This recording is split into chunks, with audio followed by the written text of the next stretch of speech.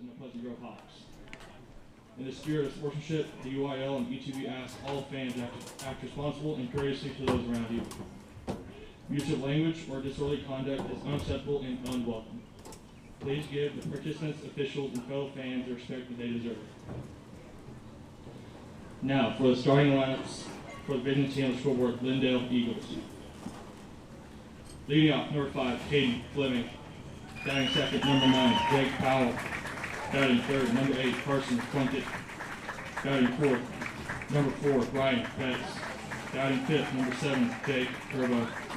Batting sixth, number 16, Hudson Woodrow. Batting seventh, number 1, Ty McCoy. Batting eighth, number 17, Carter Fleming. Batting ninth, number 6, Luke Wagner. The Eagles are coached by Rich Singetti. Now for the home team, Pleasant Grove Hawks. Leading off, number 2, playing second, Brenton Clark. Batting second, number 4, pitching, Garrett Halter. Batting third, number 7, shortstop, J.M. Long. Batting fourth, number 24, catcher, Caden Martin. Batting fifth, number 1, center field, Hunter Rose. Batting sixth, number 23, D.H. Buck Anderson.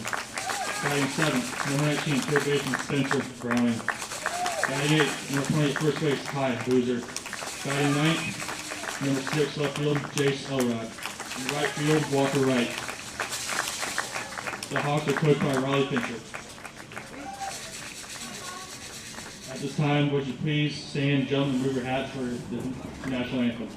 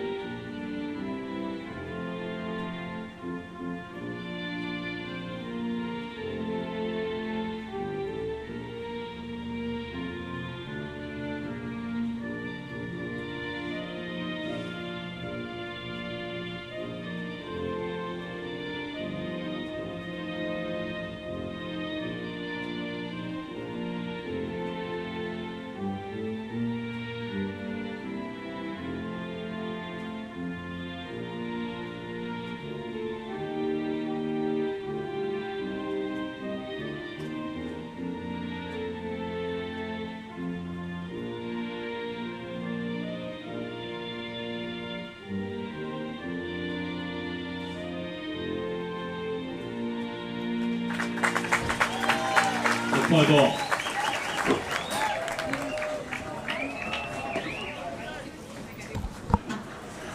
Well, good afternoon, everybody. This is Keith Whitman. Alongside me is Bret Sweeney, and we are live here from Woods Field on the beautiful campus of East Texas Baptist University for some great East Texas baseball. How you doing, Bret? Man, I'm doing great, man. This is a nice ballpark. My first trip out here to ETBU in a while, and yeah, they have some really nice facilities. It is a great facility. We are inside. Ooh, this is I feel special. Yeah, here. we are being treated like we should be treated. I feel like it's football season. I know, right? And actually, Bret, I will tell you, this is actually ETBU is a special place for me. My father actually graduated from East Texas Baptist College before it turned into East Texas Baptist University. So kind of a neat place here now, for me to be able to be here. I'm not sure if that's dating yourself there, Keith. I am old. You like to tell people that and me that. I didn't say that. As much as you dated yourself. I can't remember it being that. I've only known it as ETBU. It was East Texas Baptist College. But we're here for high school baseball here, and we got a good one here between Pleasant Grove and Lindale. Both are great baseball programs, both district champions, and both are here today to hopefully advance in this best of 3 series this weekend. We got basically less than double-digit losses between the two of them. So you have Lindale at 18-4-1 and Pleasant Grove at 28-5-1. So 9 losses between two teams. Yeah. So they they don't lose a whole lot, Keith. No. So somebody's got to lose tonight. So it should be a stellar game here in Marshall, Texas. And it's going to be a good one. Pleasant Grove is the home team tonight, so Lindale is going to be batting first. Caden Fleming is going to be up. And here we go, as Jarrett Halter is going to be the pitcher for Pleasant Grove, and he throws that one for a ball, so we get things started quickly here. And we have watched Lindale a few times as that one goes by for a ball, and a little bit high there. So 2-0 to Caden Fleming. We've had the honor to watch Lindale a couple of times this year. Great ball club. That's going to be a hit. High fly ball into left field. It's going back, and home run. Wow. And actually, we have seen this happen before in Van. It's deja vu. It is deja vu, as a home run by Caden Fleming to start the ball game here. Wowie. Can you start the game any better than that, Keith? I am not sure if you can, but they sure as heck did try, and a good job. Caden Fleming with a leadoff home run did that right before the end of the last series of the regular season against the Van Vandals, and so a quick start off here by Lindale, and they're up 1-0 already in this ball game. And it was out of here off the bat. I don't think anybody, the outfitter there in left we field. We got a protest here. Bret, I'm sorry to interrupt, but looks like the coach is going to protest. And I guess he was seeing if he didn't think that Fleming tagged home on that home run. So he kind of came out and made his catcher tag, but the umpire said nope, that he did just fine. Don't see that very often. No, you don't. That's going to be a fly ball foul in foul territory. And somebody's car just got hit. It was not mine. It was not yours. I'd say it wasn't mine either. So that's going to be 0-1 as Jake Powell is up to bat for the Eagles. So, Bret, you were talking just a minute ago, and I apologize. I interrupted. You're good. I'm just saying that wow, that was just a way to start the game for if you're Lindale, what a statement to first at bat. Get some runs on the board early. And since I haven't talked about it, Keith, I'm going to go some keys to tonight's game. Yeah. Get off to a good start was going to be my first one. And I think they heard that. I think Lindale's already keyed in on that.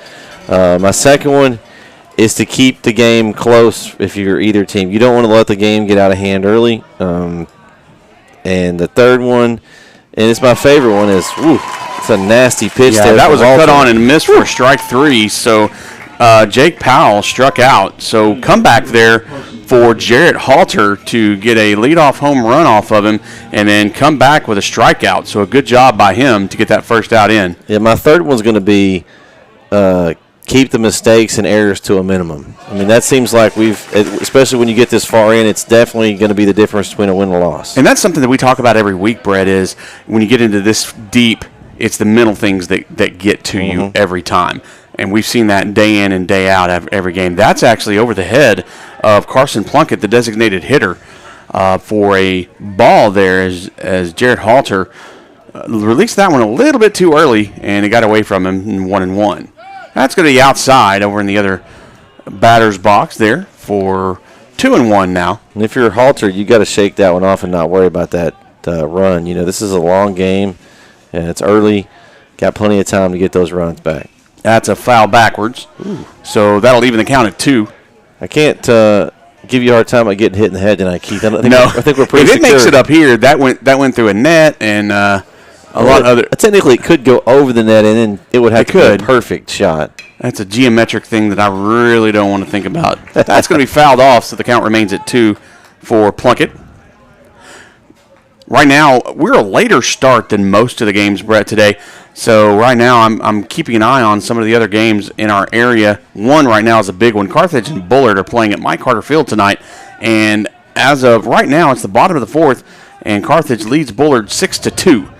But we're going to look at some other games that are going on in the area. Because we are such a late start, we might get some good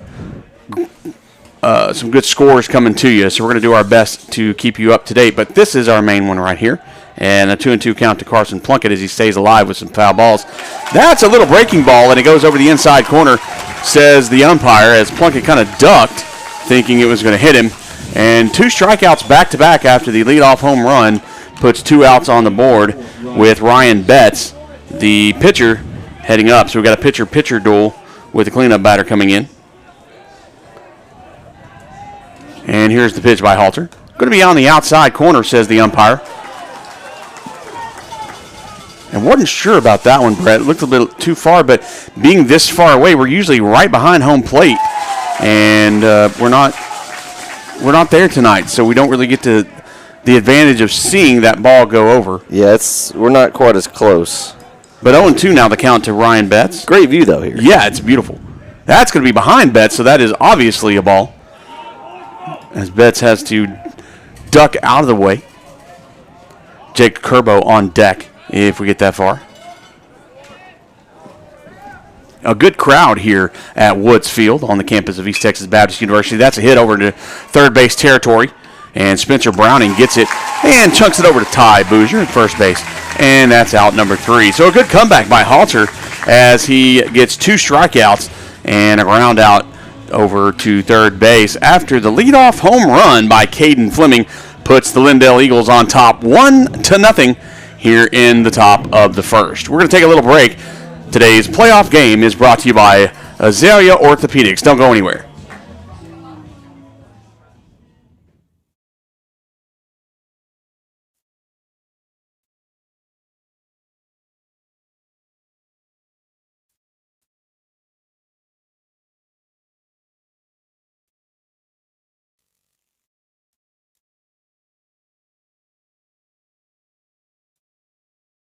Struggling with mobility, chronic pain, work, or sports injury? At Azalea Orthopedics, our team of highly trained physicians specialize in complete orthopedic care, pain management, sports medicine, physical medicine, and rehabilitation. If you've sustained a bone or joint injury, have mobility or movement problems, struggle with pain, contact Azalea Orthopedics. We're conveniently located across East Texas, serving 18 counties. When visiting your doctor, urgent care, or hospital, you have a choice. Demand Azalea. At Azalea Orthopedics, your health is our priority.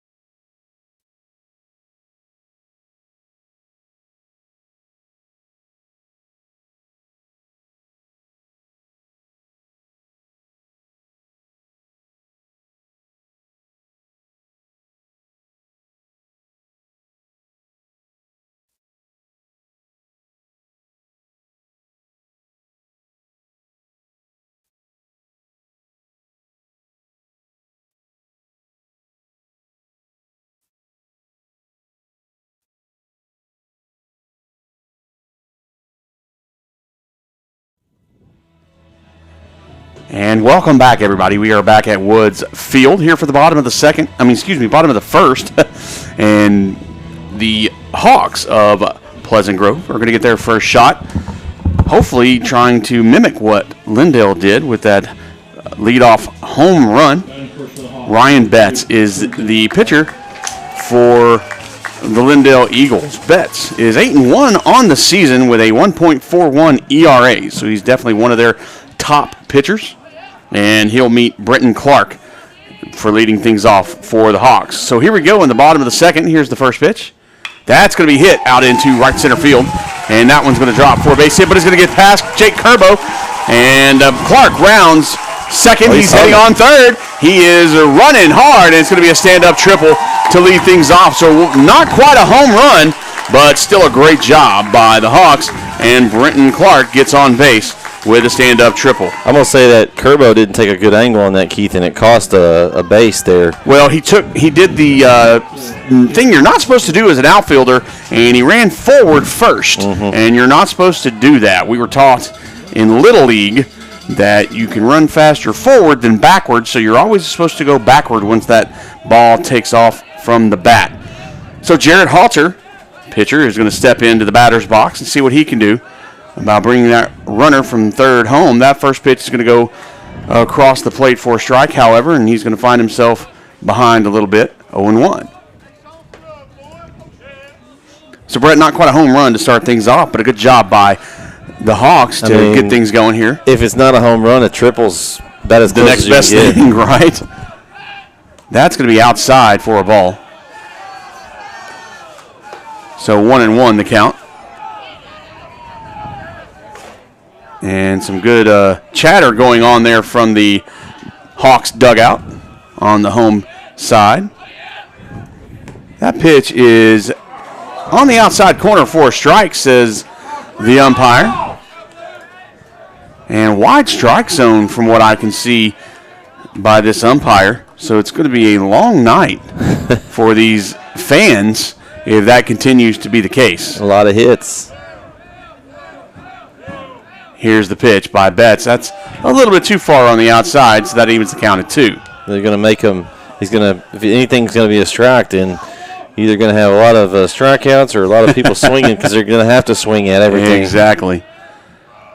Well, anywhere closer to 1, and I have a feeling both of these teams are not afraid to swing that bat based on their records and where we are in the playoffs. That's going to be fouled back out of play into the parking lot. Ooh, and the count remains 2. Don't you dare say it's my truck. That red truck. I was going to say the red truck next to yours that I tried to get in on accident when we were getting the stuff out. There was one parked right next to you, and wait a second, this isn't the right one. Here's a pitch by Betts. That's going to be high. He tried to do a little breaking ball and released it a little high. So now it's going to be a full count to Halter. Good crowd keeps trickling in for both sides. So a good turnout here at Woods Field. Here's the pitch, and a good hit over to second base. McCoy is there. McCoy over to Wagner, and the out is there. But the run comes home, so the score is tied 1-1. So we're kind of where we were at the beginning. It's just kind of back to 0-0, I guess you could say. Yeah. And we're even on that. Number 7, J.M. Long. So J.M. Long is going to come in. As Halter will get the RBI on the ground out. Here comes the pitch by Betts. That's going to be inside, and I thought it might have hit him, but I guess it may have bounced. And that's going to be a ball.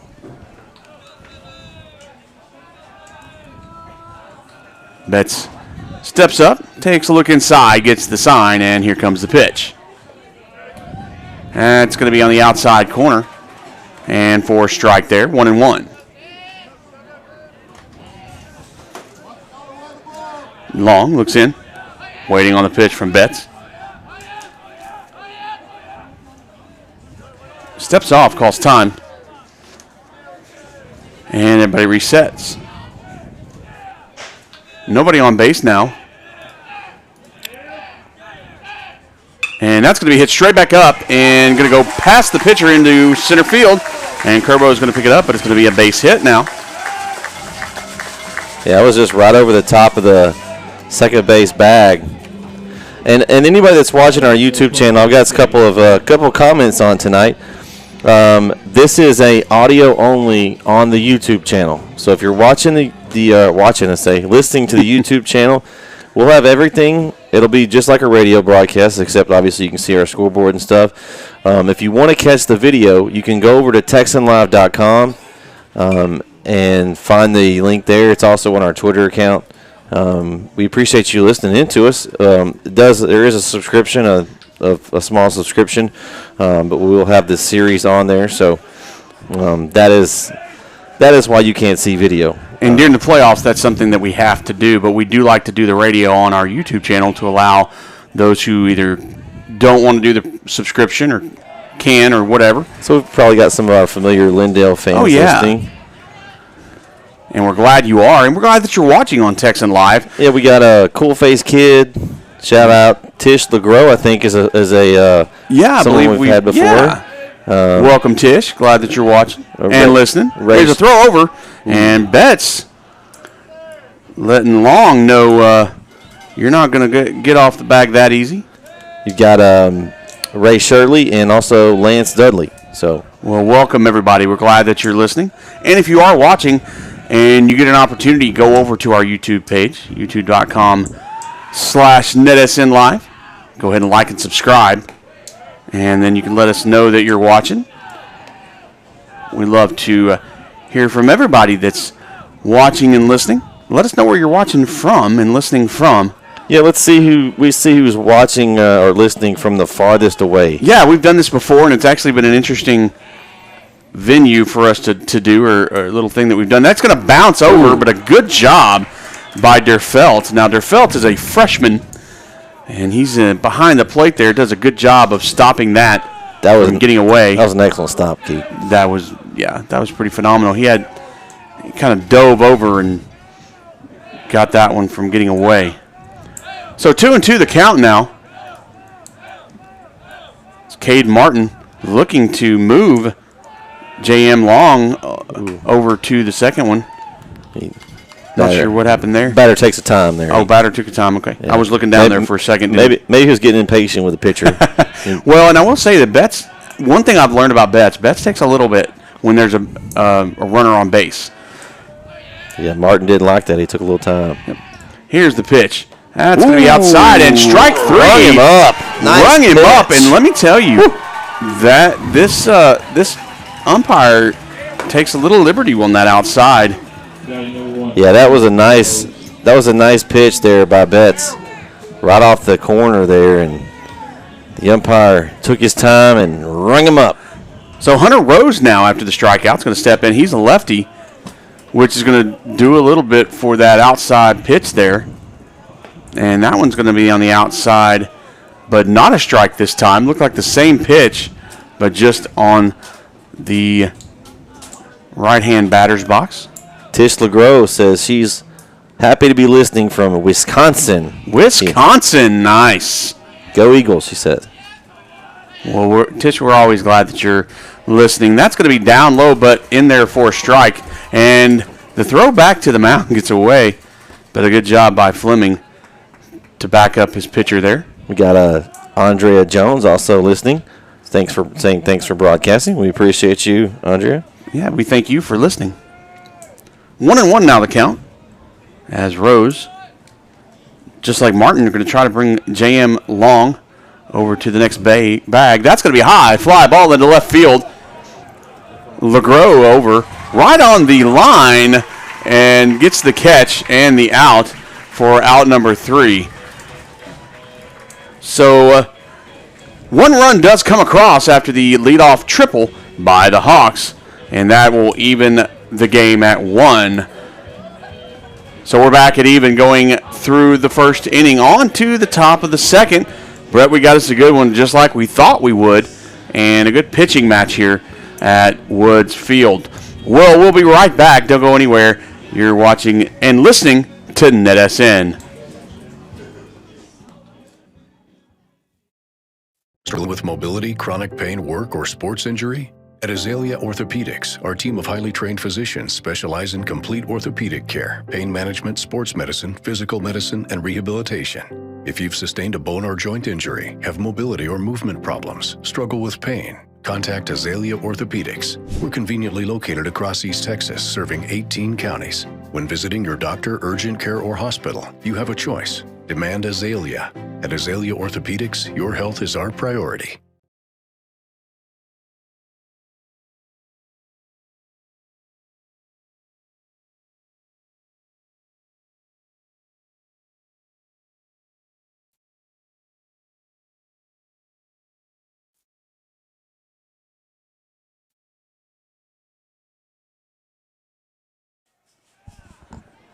And we're back at Woods Field.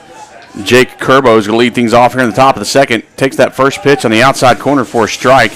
Good little movement on that by Halter.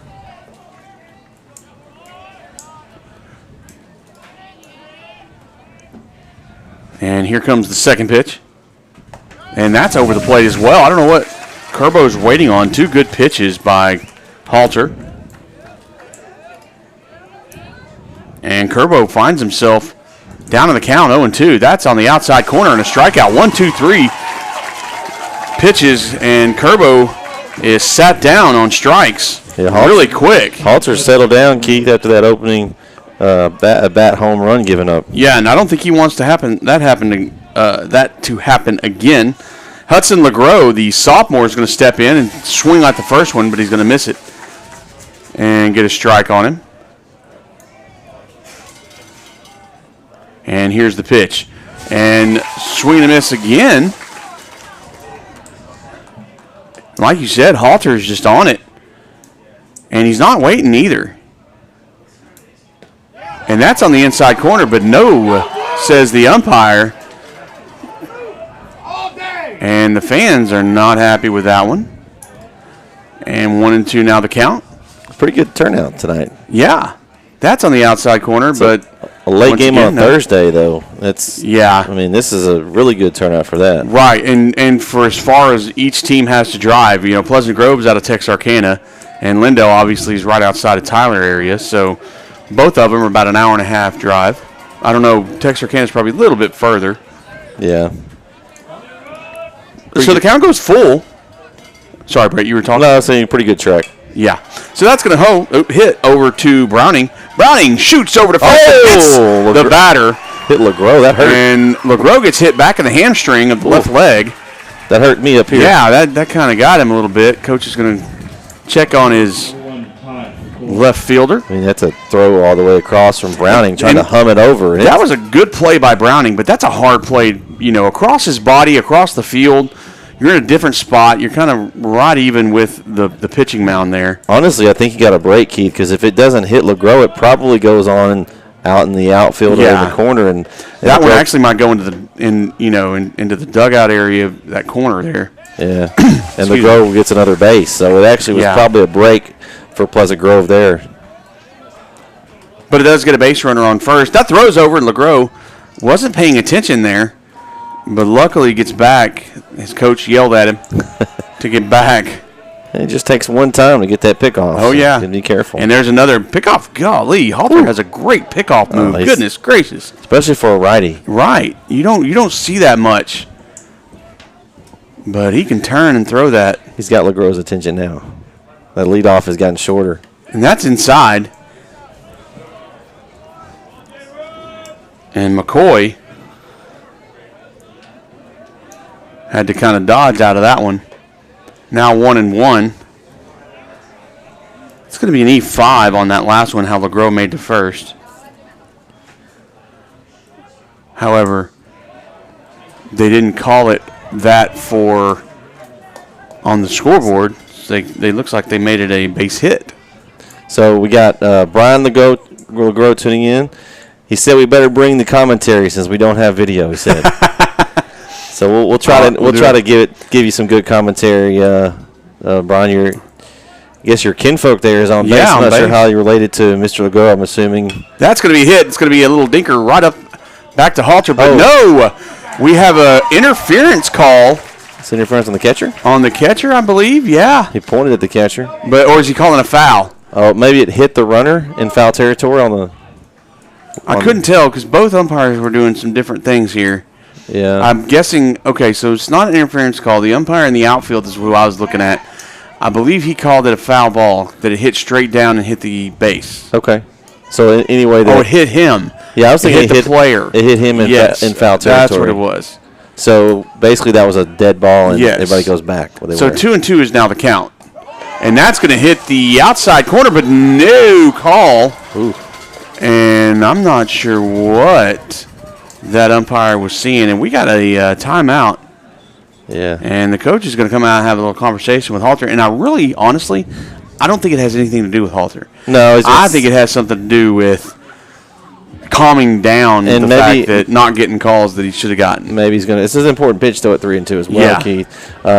But let's go back to our chat here. Mr. LeGros, we're going to do our best to bring you the best commentary we can. We appreciate you tuning in tonight. We got Lance Dudley. Said he listened to the Van Lindale game and said that we do a great job. Well, thank you, Lance. Well, thank you, sir. We appreciate that. I hope you remember this tomorrow night when you leave me, Brett, because I'm by myself tomorrow night for you guys. I promise to bring my A game. I will talk to myself as best as I can. We got a runner going, but it's a foul ball. I think it was a hit and run was on. Yeah. As Ty McCoy swings as hard as he could for that one, but just goes straight back. We need a Keith and Heath broadcast. So you can talk. You can call the play-by-play, and then you can put your Heath hat on, and you can do color. I think tomorrow at work we may just record you saying some just random stuff, and I'll just plug it in and push a button. Throw over to first. But LeGros is back in time, but Halter still has a heck of a little pickoff throw there. That could be very interesting, depending on what I say. True. I may have to edit some of it. So Halter brings the pitch home, and that's going to be hit out into right center field. That one's going to drop and split them, and that one may make it. Nope. Rose is going to be there. Ooh. And he got the base. And he slides past the base. Oh, he got him. Oh, man. Wow. You know, that turf is different, Keith, and he slid. Yeah. It's almost like he was on a slip and slide going through the base. So he gets a base hit. He gets credit for the base hit, but he runs to second and over slides second base. And and the thing is he was trying to. Have you ever watched Scooby-Doo when they kind of run in place? That's what it looked like he was doing. But LeGros did get to third, so that's the big point. And we're pass ball. Pass ball. LeGros coming home. He's going to slide, and he is in time as the ball does not get there. Wow. So the Eagles do get a run. Heads up play by LeGros there. Good job to be watching. Man. And that pitch just got away from Halter. Yeah. I believe it bounced, and that's why Martin just couldn't get it. I don't know what this is over here, Keith, and we're going to have to figure this out as the night goes, but Lindale's got a funny, like a huge inflated helmet. I don't know if they put it on LeGros when he scored. I don't know. That's going to be a bunt down third base line, and it's going to be picked up and fumbled by Browning, and it's going to be a base hit.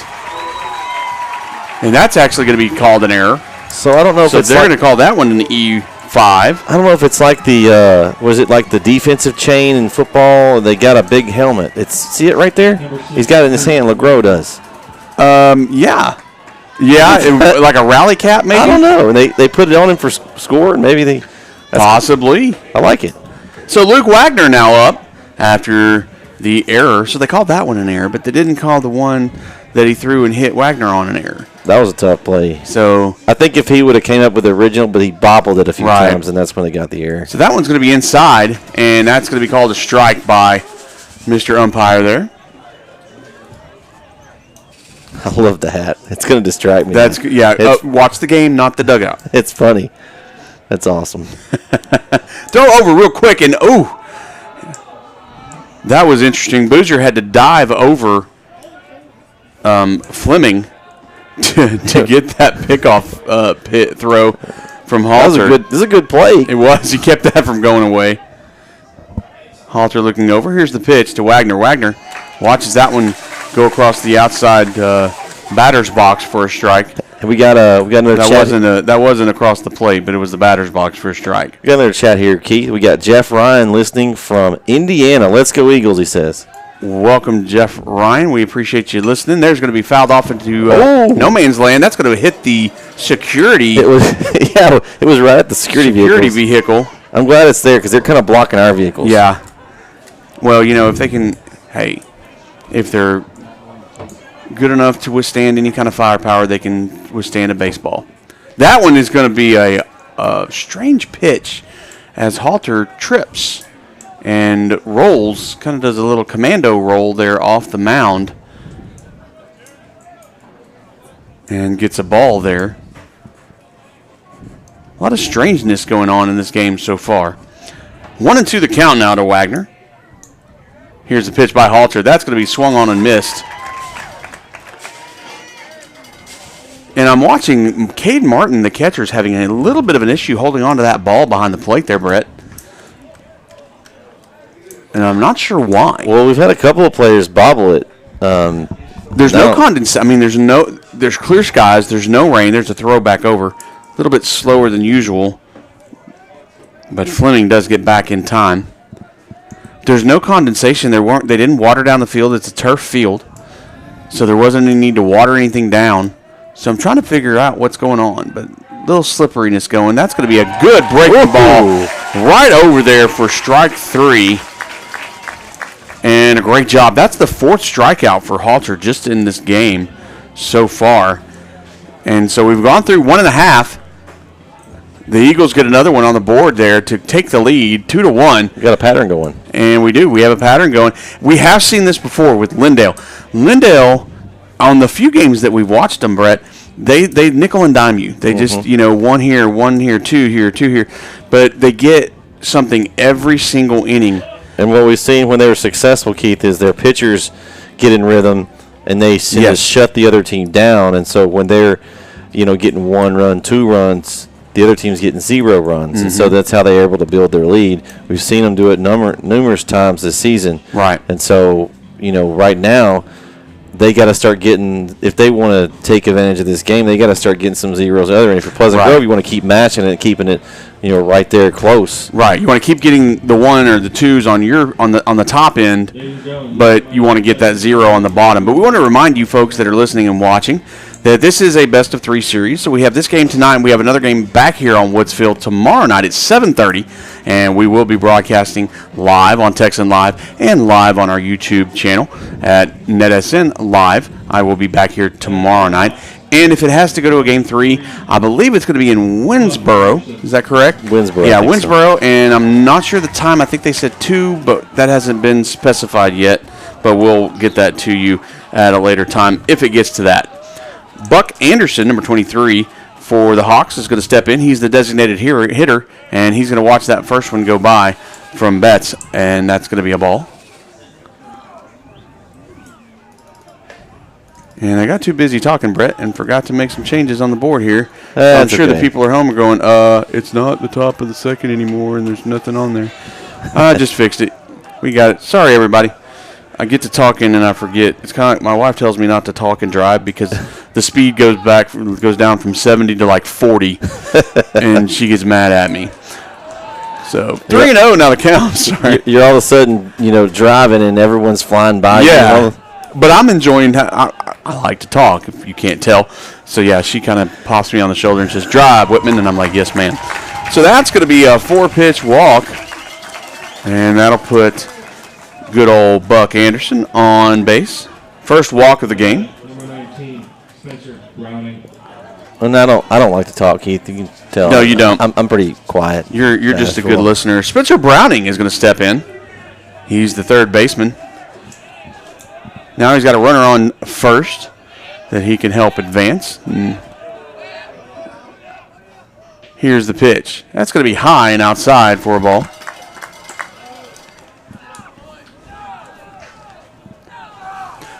And Brett, I was looking at this earlier as you were talking about the hat, and we got a time called by Derfelt, the catcher. The little pavilion, is that a pavilion or something out there in left field outside of the fence there? Or the I don't know. That's kind of interesting. That's something that... is there one on? There's not one on the other There's not one. That's the... that's the warm-up area. They got that over here. I don't know. Bullpen over there. Anyway, y'all can't see it, but it looks like a little gazebo, like pavilion type thing. Sorry, my squirrel moment for my ADHD mind. We're back to playing. Throw over to first. Not in time as Anderson gets back. And we're ready to play again as Browning looks over to the third base coach, gets what he was supposed to do, steps in. And I'm feeling the hit and run maybe on, and there's the bunt. I was wondering if they were going to do that. And that's going to be high and inside, as I don't think Betts took liking to that show of bunt. So 2 balls and no strikes now to Browning. Yeah, Betts got to settle down here and get a strike and kind of get him going here in this inning. Squares for a bunt again and pulls back, but that looked like it was over, but the umpire said no. I don't know how much more of a strike you can have there. And I don't know. I don't know what this guy's seeing behind the plate. Yeah. But, I mean, I'm usually a pretty good judge of what's a strike and a ball, but I don't know. Maybe there's something different. Squares around for a bunt again, and that's going to be high. So I'm not sure if they're trying to get into the head of Ryan Betts here by showing bunt there, because when they did it, it kind of threw him off his rhythm, but the coach is going to come out and have a little talk with Betts. Well, and this is a good move by Lindale. He's yet to throw a strike this inning. Yeah. And 2 walks back to back. Yeah, 2 walks, nobody out. Yeah, it's going to be tough Now they've got to worry about just, you got to get a batter out. You got to get him out going and limit the damage as much as possible. For Pleasant Grove, you got a chance to do some major damage here early on Lindale. And, a lot of the runners we've seen in the game so far have not been early in the inning. They've been with an out or 2 outs. I mean, right now, this is a dangerous situation if you're Lindale. Yeah, and now Betts has been in dangerous situations before. We've seen him pitch his way out, but the caliber of team that he's playing now, you're not in regular district. You're not playing the teams. You're playing a team now that is just as good as you are, and you're going to have to get out of your head, and you're going to have to play good heads-up baseball. So we're back to play, and Ty Boozer is in, and he squares around a bunt, and it's going to be high for ball 1. So a little bit of something there that was seen, and Coach Fincher has seen that he's put into play there to try to get into the head of Ryan Betts. Here's the pitch inside for a ball, so 2-0. Yet to have a strike. Man, that's a lot of pitches in a row. I dare say that Betts has not had a stretch like this probably this season. Right. This many pitches in a row. 10 in a row. We had that one that we thought was a strike, but not called. So and he's got to settle down and not think about that. He steps back, he's got to get out of his own head, Brett. He's got the yips a little bit. He's overthinking. Yeah. See if he can settle down here. All right. Betts goes from the stretch and brings the pitch. This is going to be high and over the head. My goodness. Boozer and all the runners advance. That wasn't even close there. So now both runners are in scoring position for the Hawks, and not a position you want to be in with nobody, with 2 on and no outs. I'm going to put my coach's hat on here. I don't know if you get to where you can't throw a strike, how long do you stay with Betts? I mean, I know it's early. He's one of your aces, but I mean, you're gonna stick with him. I think it's too early in the game to pull yet because because you don't want to put. You still have the pitch count situation. You don't want to put one of your other pitchers in that you may need later on in the series. That's true. This isn't a throwaway game, so to speak, but it's still the first game of the series. But here's another question, Keith. Squares for the bunt, by the way. Pulls it back in time, and that's in there for a strike. Oh, no, it's not. Oh, ball 4. Wow.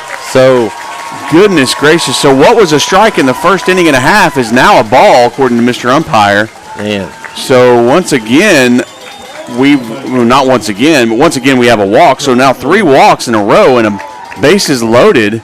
But I know this is early. If he just doesn't have it tonight, yeah, you could use him again in game 3 if you got to that point.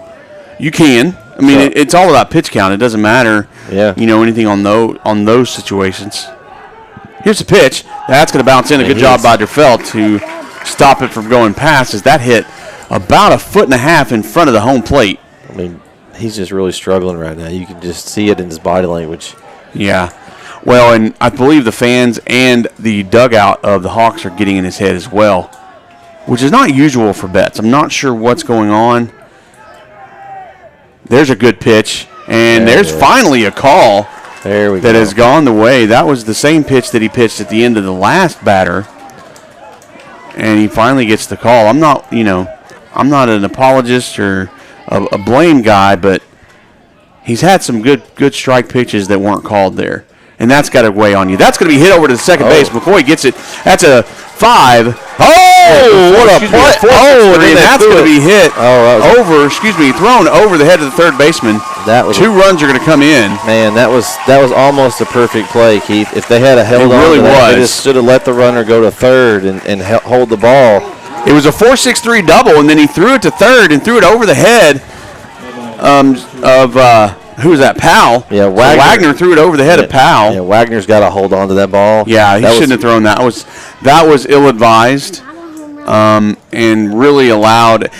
So it went from being a tie ball game, if he'd have held it, to being a 1-run lead for the Hawks. Yeah, in that aspect. I mean, still, they got what they wanted there. Yes, they got the double play.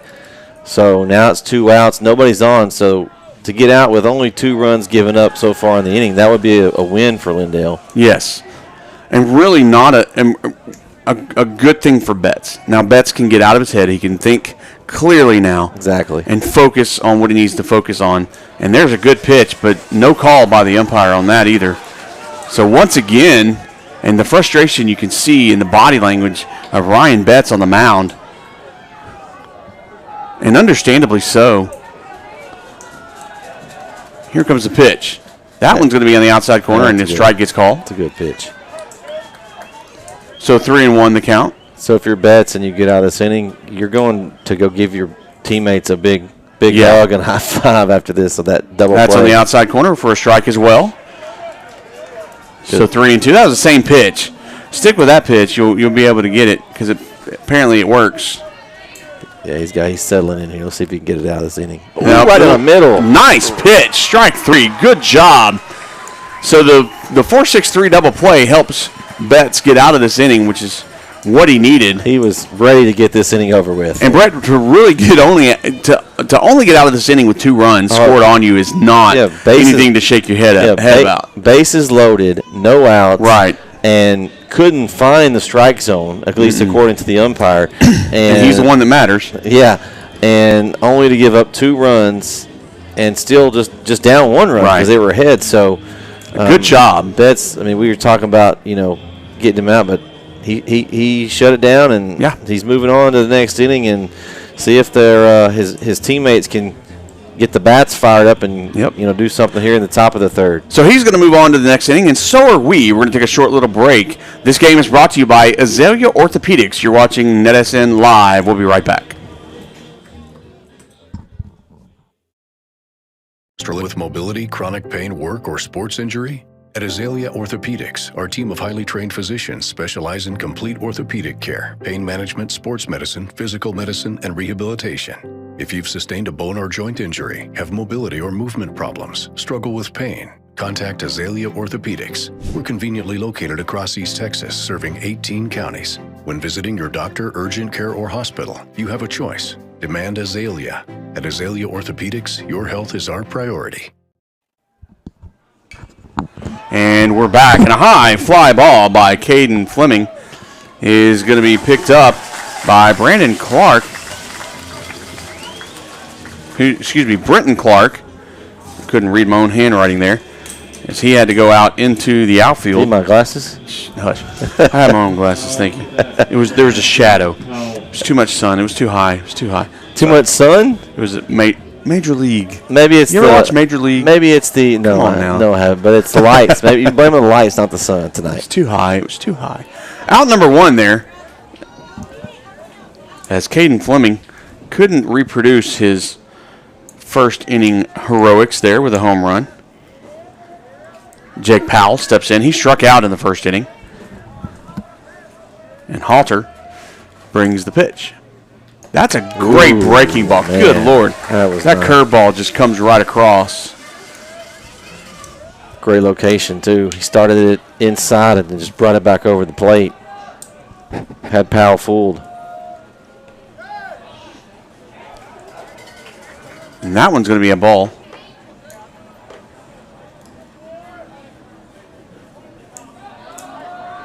As Powell steps in. Halter looks for the sign in the windup. Here's the pitch.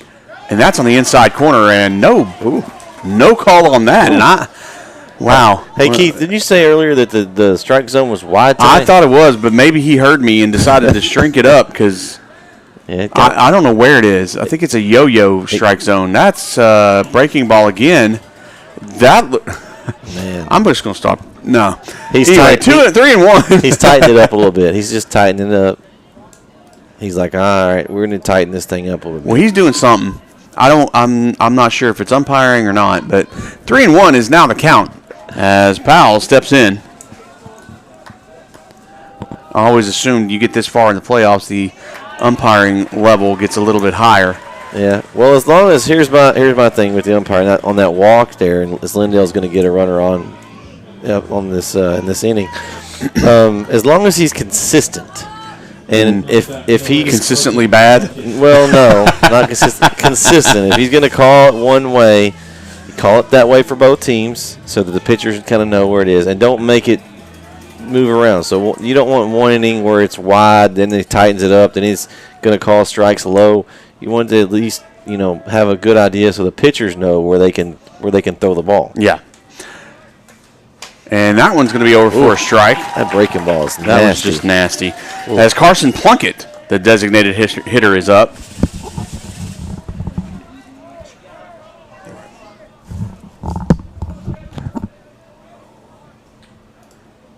And the throw over to first is not in time as Powell gets back.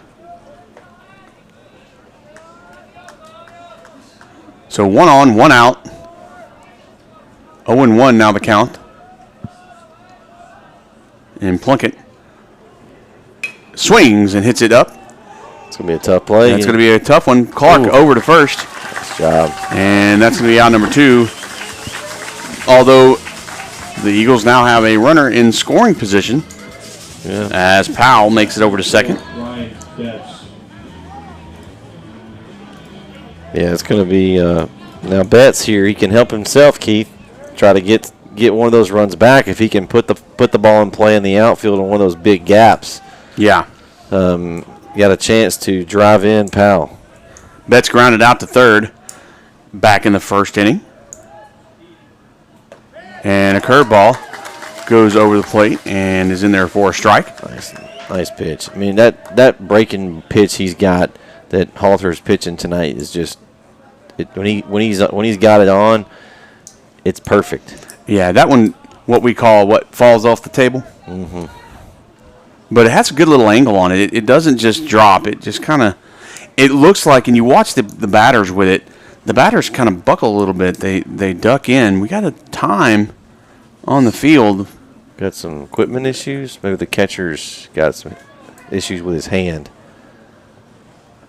Looks like their coach is working on something. Are they putting a little stickum on there? I know it's that's a football thing. No, it's on the backside. So unless he's gripping the ball at the backside of his hand, which I've never seen done. You know, I'm just saying. Now I've seen the pitching with both arms, but I've yet to see someone be able to grip the ball on the backside of their hands. That would be impressive. If they were double jointed and could you do some kind of pitch with the backside of their hands? Oh. Well, it looks like he's got some bandage or something there. Or he may have a cut or something on there. They're trying to put a little Notratran. Notratran will work on that thing. Yeah, that's showing my age, too. He took care of him here. He's ready to go. Yep. Here's the pitch. That's going to be hit down right field line, but foul. That was hugging the line. I thought it was going to kind of skip over, but and almost perfectly placed. It's a good little hit, but that's going to go down as a foul ball and be 0-2 now for Betts. I mean, I talked about the gaps in left and right center, but that would have worked too. Right. That was right down the line. Now, Betts got to be careful now because that breaking ball that Halter's got can be dangerous in this type of position. Would be a good place for it. Halter. Are you calling for it here? I'm calling for it here. Okay. Calling for the deuce. Okay, CM. Let's see if you got it. Did you see I have my CM edition NETsn hat on tonight? I see that. I see that. That's the only way that any kind of thing with CM is going to get in the press box for a baseball game. He just won't show up. Yeah. Well, he doesn't. Yeah, he's scared. Oh, there it is. I called for it. I got it. Strike three. Man, out three. What a pitch by Halter. And that was just something. He just froze Betts.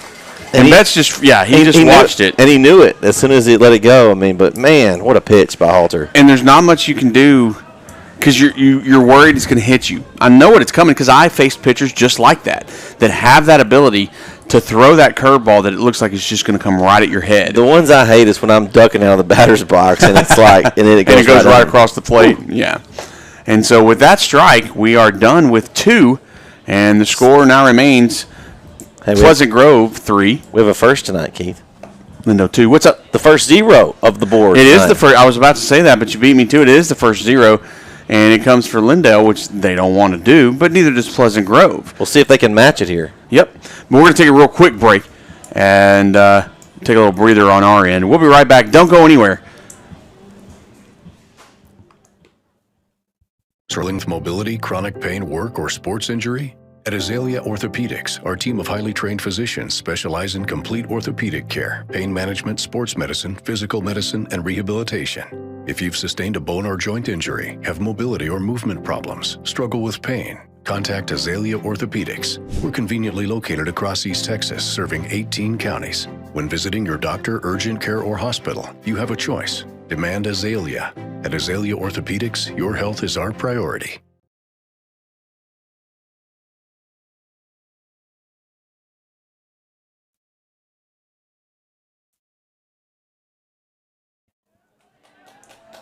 And we are back here at Woods Field on the campus of East Texas Baptist University. Jace Elrod hits that one. And that one goes right to Ty McCoy, who takes it over to Wagner. The real McCoy. The real McCoy. One pitch, one out. That's how the Eagles want to do it. But we're back up to the top of the lineup. I apologize. I'm wrong. I was way behind here, Brett. That was Jared Halter that hit that one. Somehow got behind. So this is J.M. Long that's stepping in. Somehow I missed a couple of batters that last inning. So I apologize.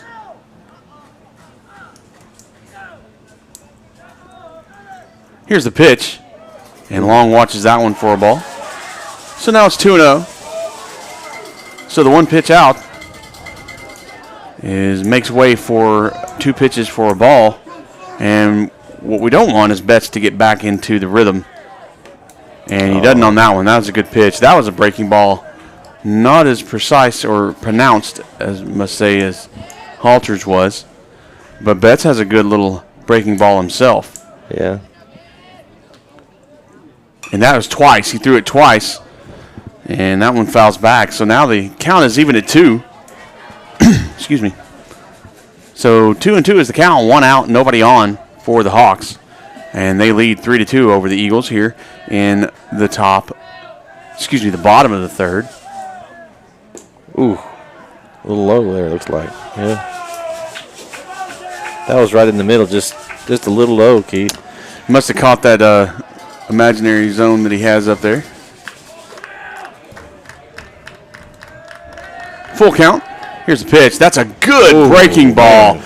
And wow, Long swings out of his shoes almost. Put him to his knees, Keith. He did.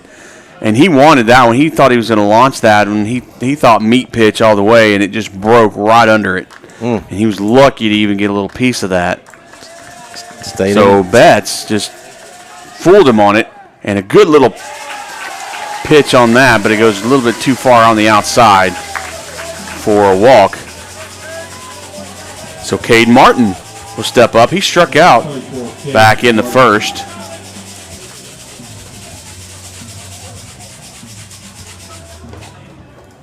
So another base runner for the Hawks. And see if Betts can do a little bit better this inning with the base runners. And here's the pitch. That's inside for a ball.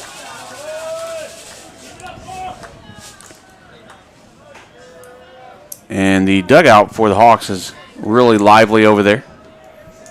It's a like a mansion dugout. It really is. It's really a huge dugout. That's going to be hit over right past the third baseman as Powell dives for it. Good job by LeGros to come up and back them up really quick. And now runners at first and second for the Hawks. After the base hit by Martin, and Hunter Rose is going to step in now.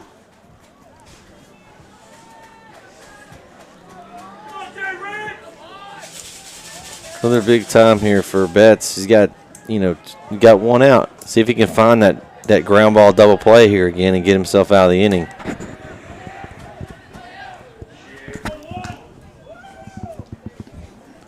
Well, and Hunter Rose is a lefty. You got to be careful on these because you have that wide open right field line there that you talked about earlier.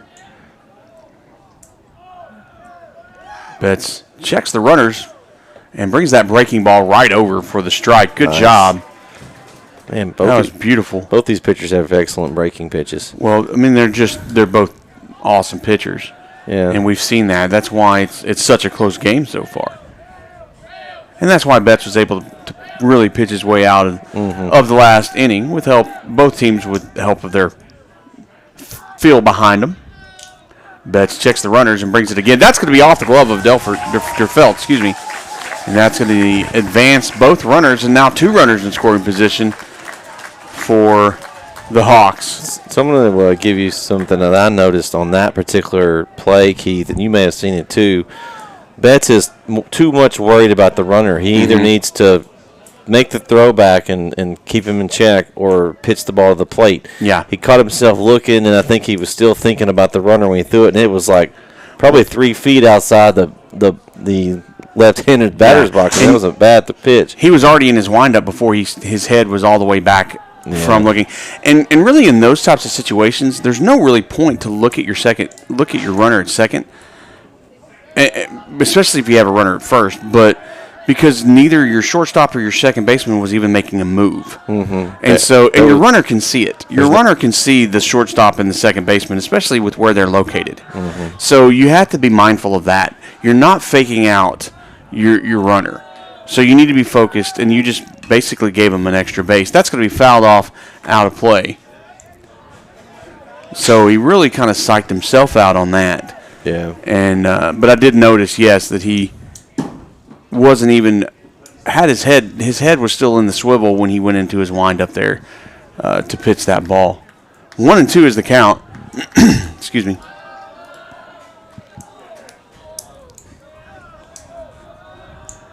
Here's the steps off. And Rose, we got a time as Derfelt is going to head out and have a conversation.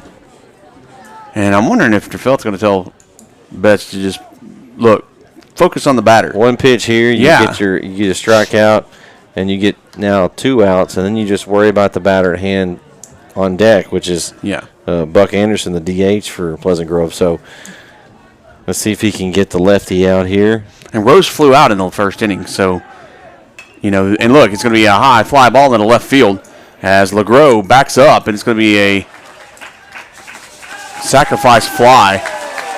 So 2 runs now up, 2 runs up, by a lead for Pleasant Grove now. Yeah, nice as job. the run comes in. Nice job by Rose there, getting contact, putting it out in the outfield, and getting his man home. But a good job by LeGros to get that ball back in quick. Well, he's got a good arm. He's a little bit. Yeah, a little bit. We've seen him pitch, so and most likely will be pitching tomorrow, I would imagine. I would imagine he would as well, depending on what happens here tonight. That's going to be inside and a ball. But he does get that ball back in quick and leaves that runner, Martin, on second. So 2 down now. And a runner on second. Here's the pitch. That's going to be about chin high for a ball. And I just think Betts just hasn't brought himself back from last inning where it just kind of fell apart a little bit on him. He's still showing a little bit of frustration. And we've seen him pitch way better than this. So I think he's got a little bit as he throws a strike there. Good pitch there. He's a better pitcher than what he's showing. And we know that. We've seen it. 2-1 the count. Betts brings it home. And that's a high fly ball back on the net. Good catch by Derfelt, but it's not going to matter because it hit the net first. They don't play off the net here. No, it'd be nice. Make it a little more interesting. Yeah. Be like a half an out. Can you do a Got time called. As Anderson's going to step back in. Anderson walked back in the second.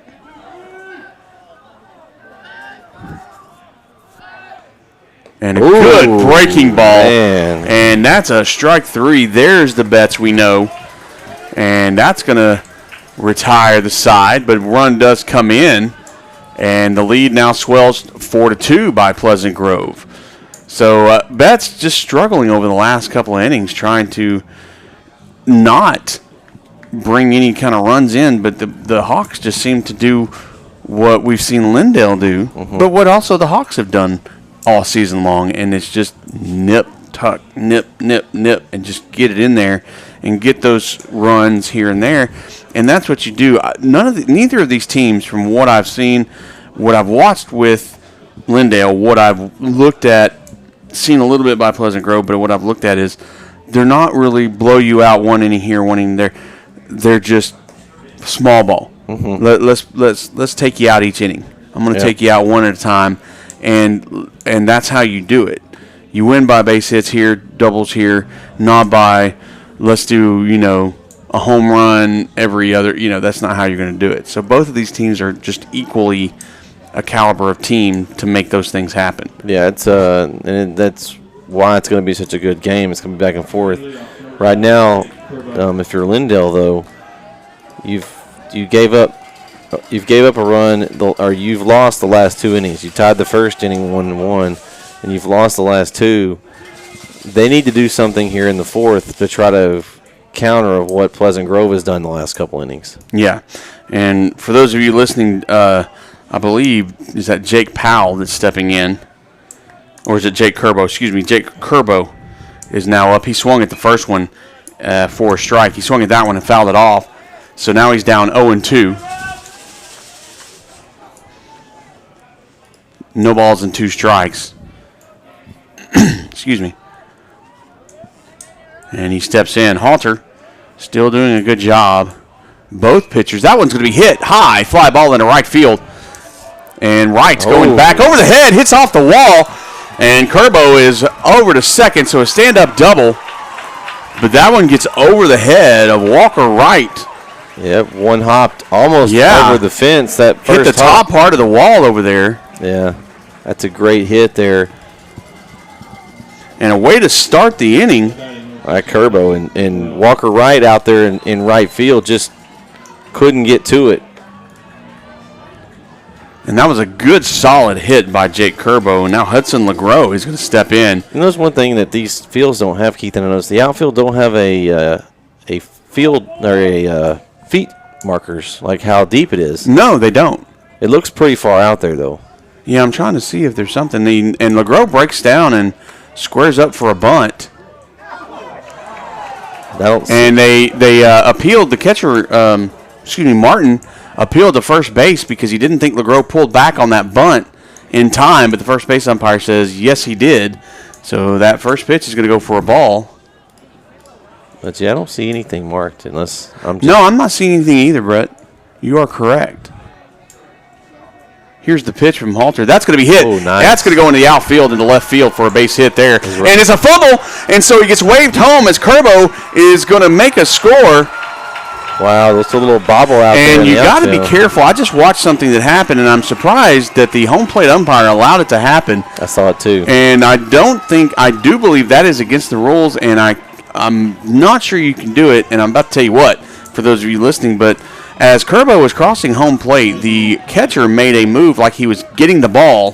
He can't be in and getting in the way, but he made a move like he was about to catch the ball, kind of faking, and I believe it is against the rules to do that, and it could actually, if the umpire would have called it, I believe, and I can look up the rules in NFHS if I needed to, but I believe it could have actually caused an extra base for a little gamesmanship type thing. Yeah, but I don't think you can do that. Plate right in front of the player. Yeah. That one's a pitch at the plate. That's a throw over to first, but LeGros is back in time. Yeah, Halter still got a really good move. Yeah, he tries to get LeGros more than anybody, but LeGros about 12 feet tall.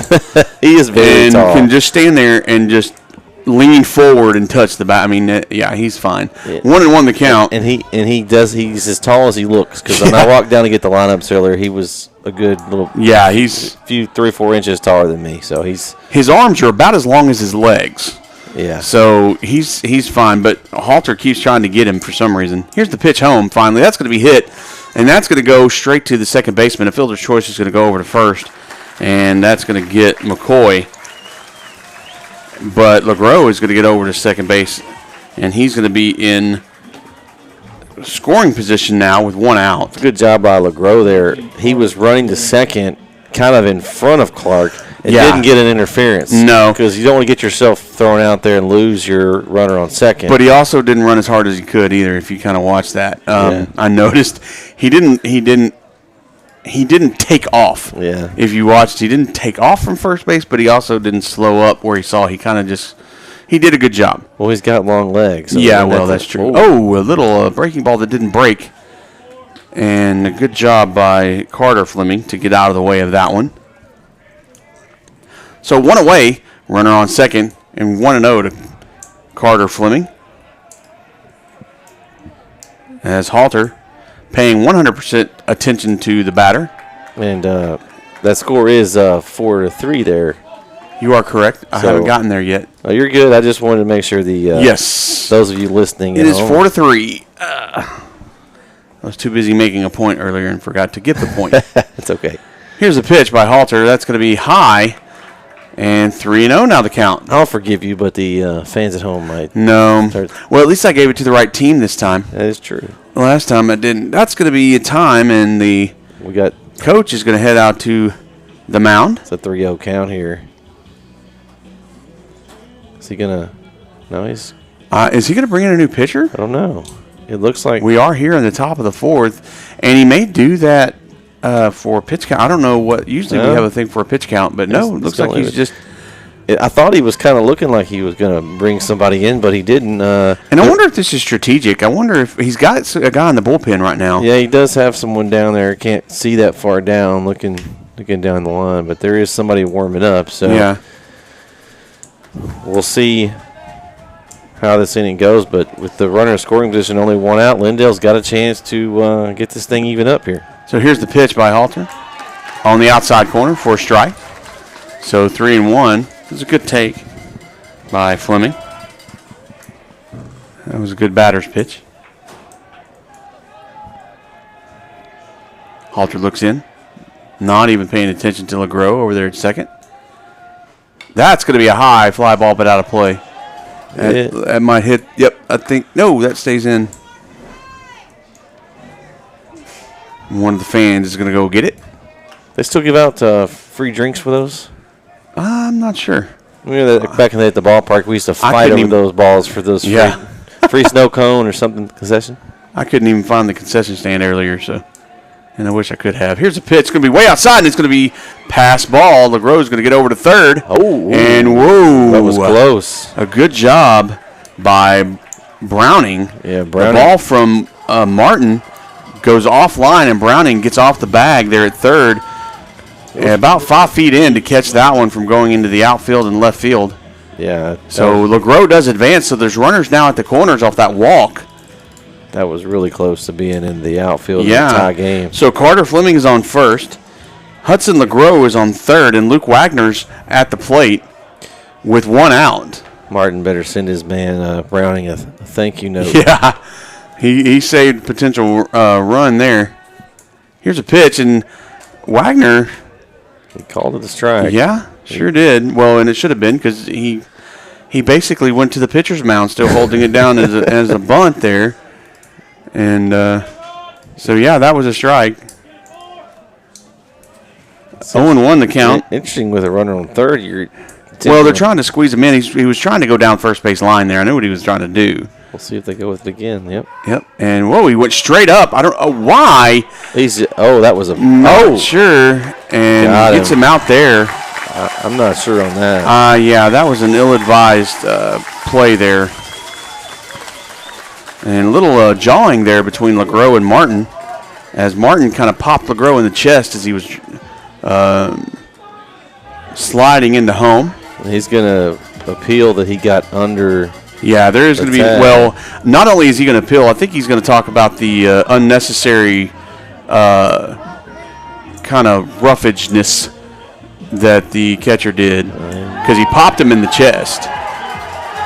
And the Martin was a little bit aggressive there when he really didn't have to be.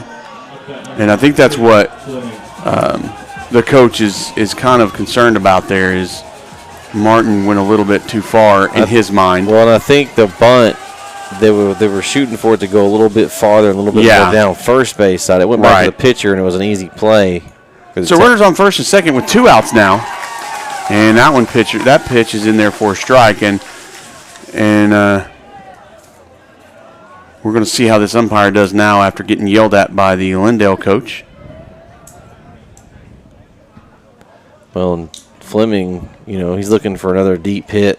Yeah. Somewhere in the outfield. If he gets one out there in the gaps again, he definitely could score a tying run here. And that one's going to be a high fly ball over to right field, and Wright is there with the catch.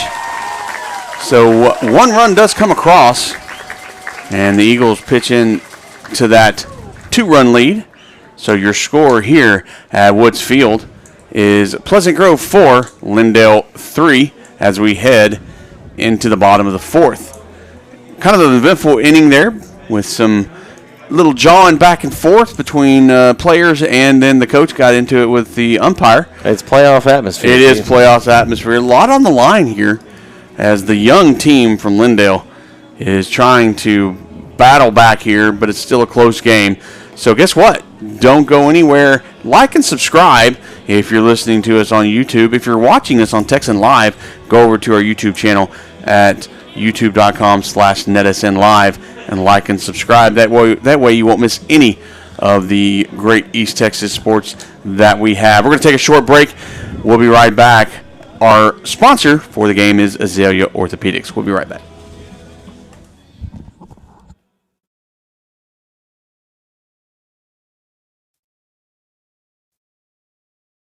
Struggling with mobility, chronic pain, work, or sports injury? At Azalea Orthopedics, our team of highly trained physicians specialize in complete orthopedic care, pain management, sports medicine, physical medicine, and rehabilitation. If you've sustained a bone or joint injury, have mobility or movement problems, struggle with pain, contact Azalea Orthopedics. We're conveniently located across East Texas, serving 18 counties. When visiting your doctor, urgent care, or hospital, you have a choice. Demand Azalea.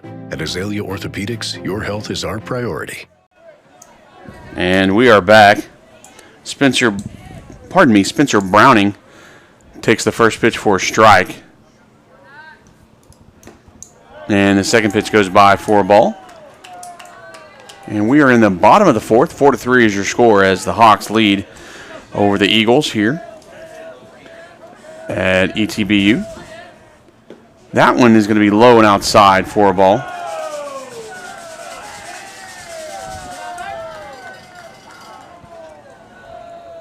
And a good game here in Marshall. That's going to be a pop fly, but it's going to be backing out of play for a strike. So 2-2 is the count. We're trying to get some scores around the area for you guys and gals right now. A lot of playoff action, a lot of important games, obviously, right now. That's going to be a fly ball out of play for a foul. I got Tatum over Atlanta 4-2, and they're headed to the regional semis. Nice. So that was a one and done, I guess. I think they may have played. They may have already played yesterday. Yeah. White House is up 2-0 over Lovejoy after 4 innings. White House, my alma mater. That's high for a ball. I'm sorry about that. I'm not. Hush.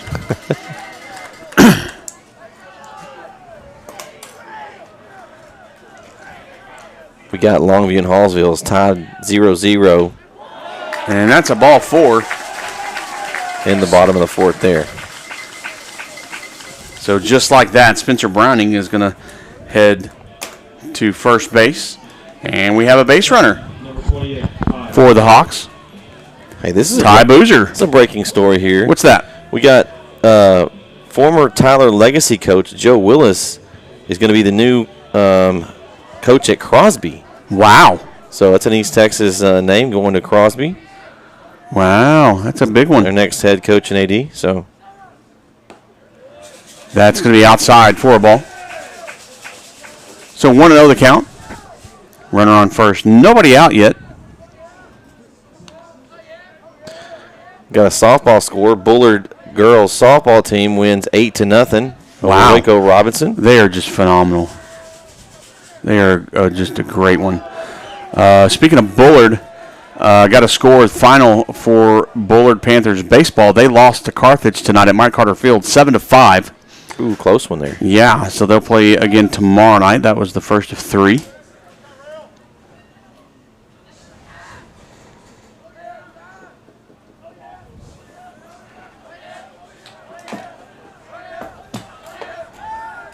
That's a throw over to first by Betts. They got Beckville over Kearns, 2-1, and they'll play a decisive Game 3 in Rusk at noon on Saturday.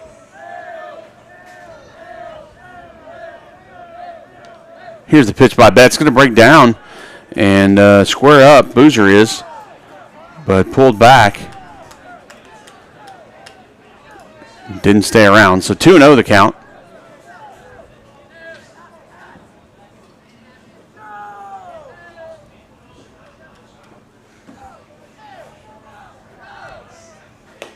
And that's going to be on the outside. So that's ball 4. So now 2 runners are on. This seems familiar, Keith. It does seem familiar. Seems like deja vu back into the second inning. DeFelt's going to head out there and have a conversation again. Let's see what they're going to do here. They're going to bring in the infield here and going to have a powwow with everybody. Yeah. So we're hoping, that they might do a change, but we're not quite sure. Okay, so White House takes Game 1 over Lovejoy, 2-1. So White House with the opening win of the series there. They'll play Game 2 tomorrow night in Lovejoy, 7 p.m. So the Wildcats take it.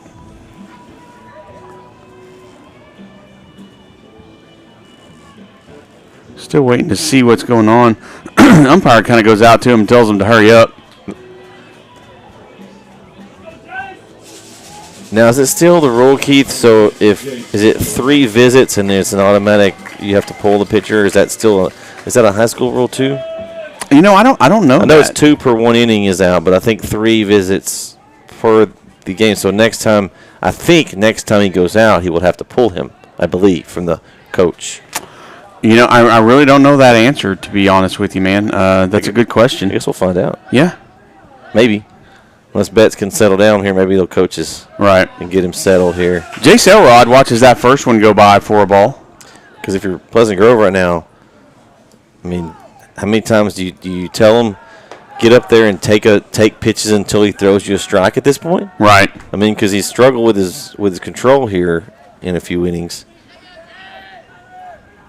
And that one is a hit. That's going to go into right center field. And it's going to drop for a base hit. The runner's going to go. Oh, no, he's told to excuse me, I can't talk. He's told to hold up. That's a great job by Curbo to get the ball back in quickly. Yeah, it really was.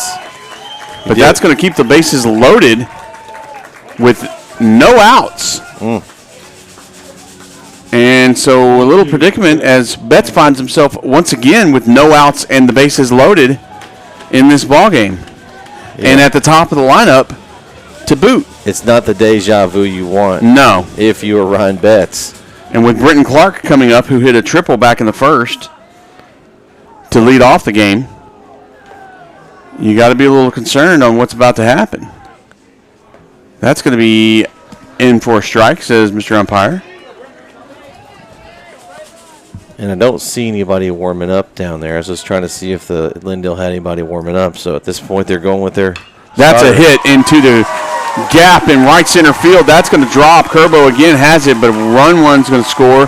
2 runs are coming in, so 2 runs are going to score. Man. And runners are now at first and second with 2 runs that just came in. Great job by Clark, man. Just put it right in right center field. Just a good, solid hit. Right between Curbo and Fleming. Nothing they could do about that to get it in.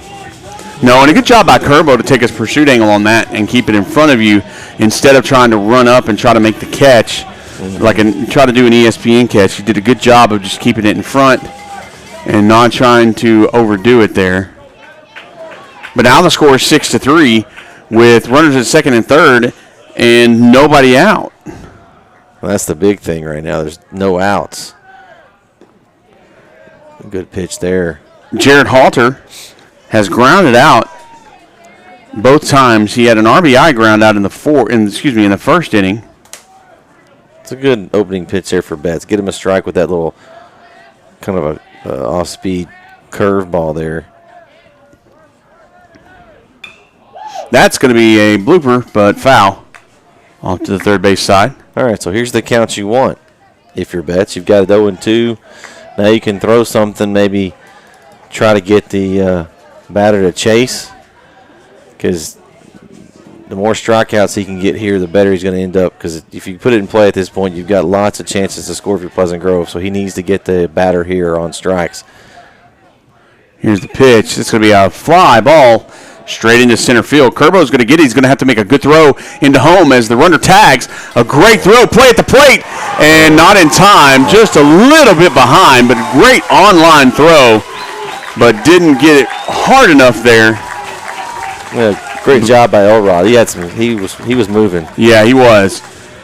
But I mean, both players did a good job. Kerbo just came up throwing right on line. I mean, it was perfect throw. Felt didn't have to move. Yeah, he was just right there. If Elrod didn't get a good jump off the bag, or he wasn't as fast as he was, it was definitely a chance to throw him out at the plate. But and they do get an out, so that's a good thing for the Eagles. But they are now, down 7-3. Yeah, they just cut into the lead a little bit. Now they've given 3 back.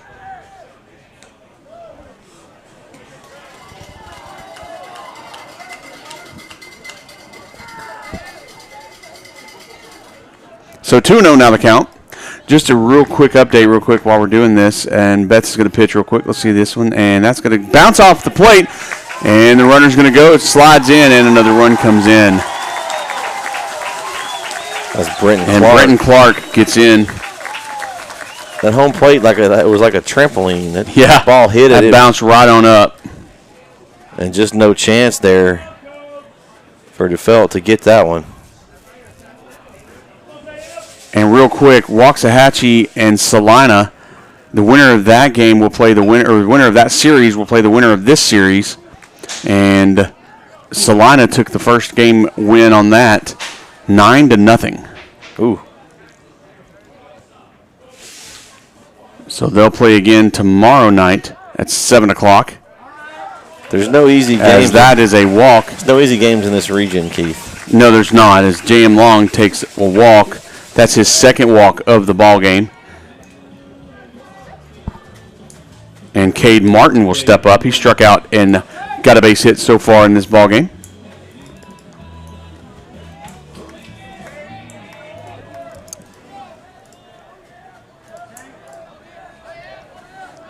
And Betts takes a look. And here's the pitch. That's a high fly ball in the right field. Fleming underneath with the catch and gets out number 2. And give a shout out to my man Eddie Hagelman, one of our faithful listeners and watchers of our wrap-up show during football season, the Pleasant Grove guy. Gave me some good information here. He says Clark is an Arkansas commit, Keith. Oh, wow. So that's a big offer there. Nice offer there. Of course, Arkansas is not real far from Pleasant Grove. No. They're basically right on the edge of the Texas-Arkansas border. So right there. But shout out to Brenton Clark. That's awesome. Hunter Rose takes the first pitch for a ball on the outside. And Rose is an Arkansas commit. Wow. Along with Browning. 3 Arkansas commits. Think they got a little shoe in over there in Arkansas? Yeah, they must have some inside connections. It's a hit down the first base line. A good job by Wagner to get it. And that's going to be out number 3 there. Good job by Luke Wagner to stay with it. As a nice little shot. Took a little, I can't talk, Brett. It's a bad thing for this job. Took a weird bounce. But he did a good job to stick with it and get the third out. But Texas did get one. Oh, they did. Long as a Texas Tech commit. Oh. So 4 commits on the roster. Well, I can deal with Texas Tech. Can't deal with Texas, but I can deal with Texas Tech. We'll be all right. So, good job by Wagner to stop the bleeding, but wasn't quite enough. 4 runs came through. 8-3 is the score, and Lindale's got a lot of ground to cover here as we head into the top of the fifth. Not much time left for Lindale to make some runs here. They need something like now, and they need a big inning. They need Halter to falter. See what I got there?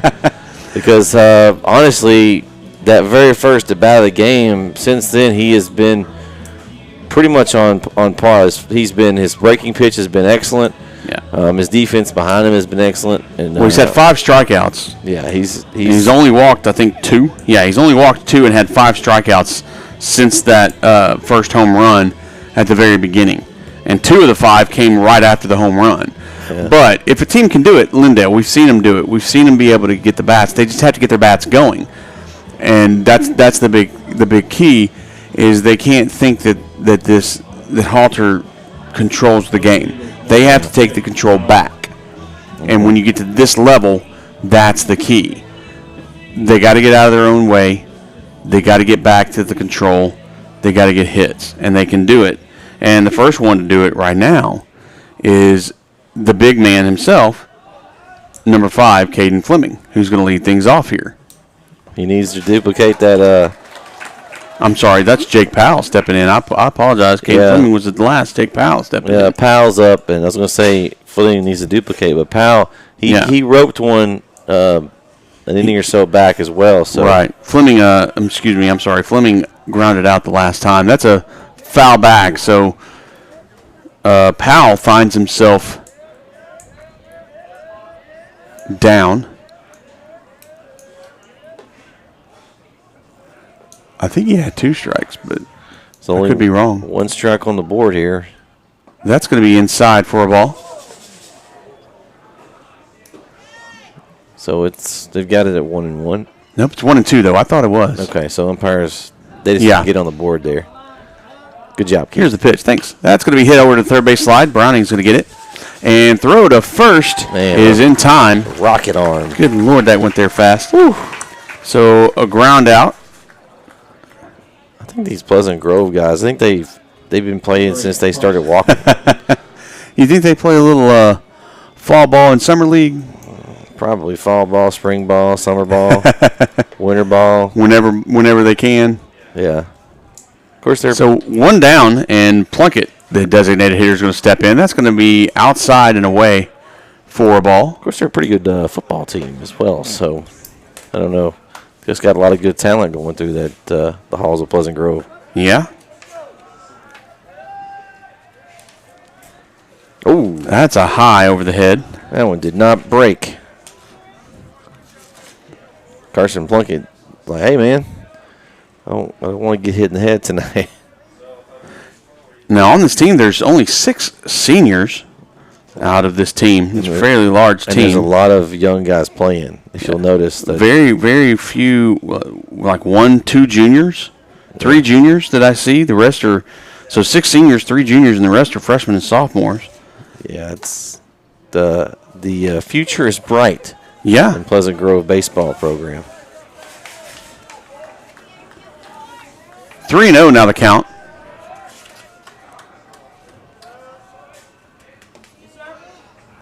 That's going to be outside for a ball. So a good job by Plunkett to take first base on that walk.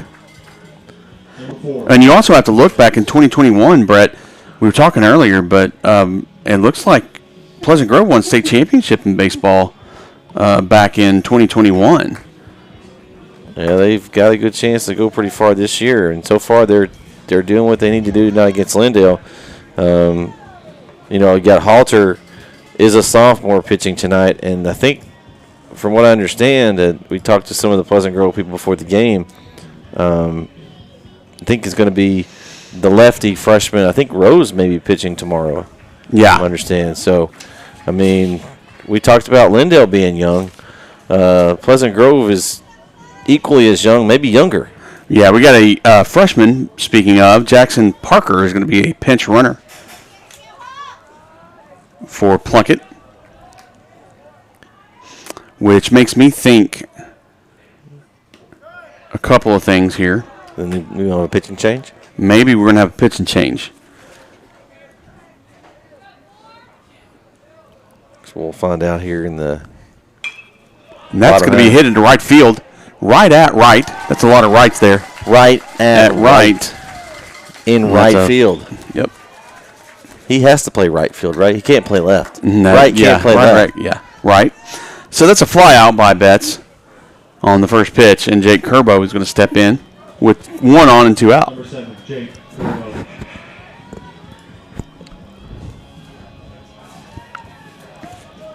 But you're right. We only have, let's see, there's only 1, 2, 3, 4 seniors on this Lindale team.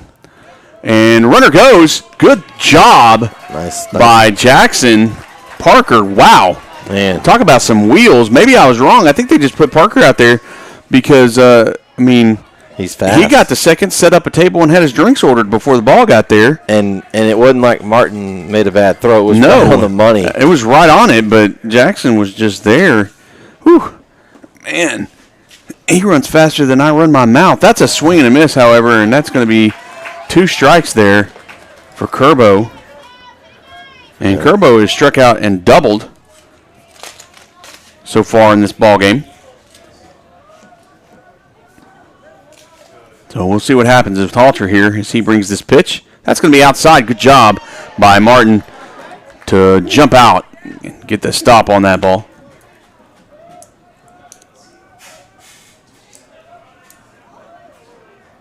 So Halter steps in.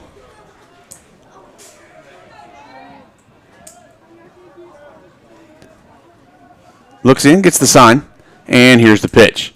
Swung on and missed. Is going to hit the ground, and they're going to have to do a little cleanup there. And they almost overthrew by Martin. Good job. Boozer there. By Boozer as he gets that one. It's kind of weird looking play, but it works. That's going to go down as a strikeout for Kerbo, or against Kerbo. And so now we've gone through, what are we through, 5 now? Yeah, 4 and a half. 4.5. Yep. And they're going to have Bass returning to the mound, so he is staying in the game. Yeah. So and maybe to this point, I don't want to say that Lindale has given up by any means, but it also may be to the point where you don't want to use any more arms right now because you still have possible 2 games left if this one doesn't go the way you want it to go. Yeah. If you're thinking coach-wise on Lindale's side. Yeah, that's why I said earlier, if you pull him early, then you may reuse him. If now at this point, you're either going to go with Betts or you're going to throw somebody that you don't throw very often that might just be coming in just to kind of fill some innings. And definitely that would be the case if he does hit that pitch limit. And that could come into play because he has thrown a lot of pitches, being that he has gotten – I wouldn't say wild, but he had a lot of balls thrown a couple innings. But he may be to the point now where you're kind of at a loss. You can't use him anyway in any later games, so you might let him just go ahead and run out on his pitch count and then then see and save your other arms for late. For the next two ball games. If again this one doesn't go, it's not over yet. We've seen deficits be different. Yeah. Here's the pitch. And that one's in there for a strike. And again, he's still in your ace. You're throwing him out here the first game, so he's still capable of pitching well. So you just go with him and see what happens. And then if you can put some runs on the board here late in the game, you may still have a chance to do something here. And Buck Anderson, the designated hitter, is down 0-2 now. Excuse me. And if you're listening, make sure you like this video. Everyone that's watching, please like it. That really helps us out. Also, subscribe to our channel. You'll get notified when we go live. There's also some archive content on there as well that you can tune in and check out. We appreciate everyone, and especially if you're on text line, come on over and then do that for us, even if you're not on our channel. So the last 2 pitches that were thrown by Betts are balls on the outside. And so now the count is now even at 2. And here's the pitch. Good breaking ball. High fly ball. It's going to be infield. And Powell is underneath it. Calls some people off, although nobody was around him. But that's going to be out. Number 1. So a good job there. Good breaking ball Gets that pop up. Spencer Browning now going to step in. And a good boost for Betts right now would just to be 3 up, 3 down here. Yeah, he's had such a great season. You hate to see him struggle like this. Oh, yeah. But well, I mean, the season's not even near over yet right now, but you're right. I'm not seeing him play like this, and I've seen him, I think, pitch 3 times this season. Mm-hmm. And this is the 4th, and I haven't seen him pitch like this. And Pleasant Grove has done a good job of hitting him, but he also just hasn't had the same control that he's normally had. Here's the windup and the pitch from Betts. Good pitch right down the middle. That's going to go and hit somebody's car in the parking lot and give us strike number 2. 1-2 now the count. We need an insurance sponsor for that, Keith. Foul balls outside of the parking lot. They need insurance to sponsor our telecast. That's going to be outside. Every time the ball goes foul out of play, we just, hey, we can plug somebody. Anybody interested in that? That broken window is sponsored by. Yeah. That's going to be hit. That's going to go to Caden Fleming. He hadn't had much action today, but that was a good throw. Nice throw. That's Fleming over to Wagner. And a good 6-3 for out number 2. And so a good job there. And mentioning that, we are serious. If you're interested in sponsoring any of our broadcasts, we're still looking for some sponsors for next season. So reach out to us, netsnlive@gmail.com. Ty Boozer watches the first pitch go in there for a strike on the outside corner. Good job by Betts to put that in there. That was a great pitch. No ifs, ands, or buts about it. He put that one right across. Here's another one. That's a little high, however. Because that's how we do this. We don't charge you guys anything on our YouTube, and we go out for free. Don't charge schools, and sponsorship helps us pay for our guys for their time and all our equipment and such. So it's going to be a fly ball back out into the parking lot. See, there's another one. Balls are trying to go home.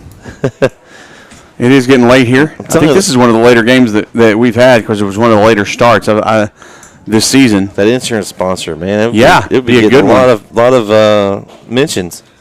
That one kind of I think he was going for a little breaking ball there, and he released it just a little late. That one bounced over in the opposite batting box. It's not going to be tonight that gets me, Keith. It's going to be tomorrow. You're not here tomorrow. No, tomorrow at work when I'm tired. Yeah, that is true. You'll come visit me in my office tomorrow, and I hope to be eyes wide open and awake. Yeah, I'm gonna turn in there, and I'm gonna hear. I'll be like, wake up. I can't do that. 2-2 the count, and Boozer steps out of the batter's box. Takes time. Now he's back in. Betts in the windup. Here's the pitch. Good pitch. However, low, says Mr. Umpire, and the count now even. Now full at 3-2. It's important. It's an important pitch here for Betts. See if he can get out of this inning without allowing any runs and give his team a chance to get bring this one on the inside there. No, gets it over. Good hit over to Powell. Powell over to Wagner. Nice Wagner. Low field by Wagner. Yeah, good stretch there to dig that one out a little low and gets out number 3. And what did I say would be a good thing for this one for Betts? 1, 2, 3.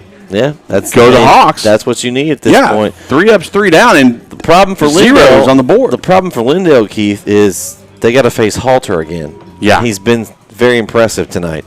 So they've got to get some early base runners on in these last two innings to try to get, because they don't need to get outs and then get runners on and have to force them to get hits. They need to be able to get runners on and score early. So the Eagles down to possibly their final 6 outs as we head to the top of the 6th. We're going to take a short little break. This playoff game from Woods Field on the campus of East Texas Baptist University, brought to you by Azalea Orthopedics. Don't go away. We'll be right back. The Northeast Texas Sports Network is dedicated on delivering the most entertaining sports broadcasts in East Texas. And if you're interested in having your next sporting event streamed live, visit us online at NETsn.live.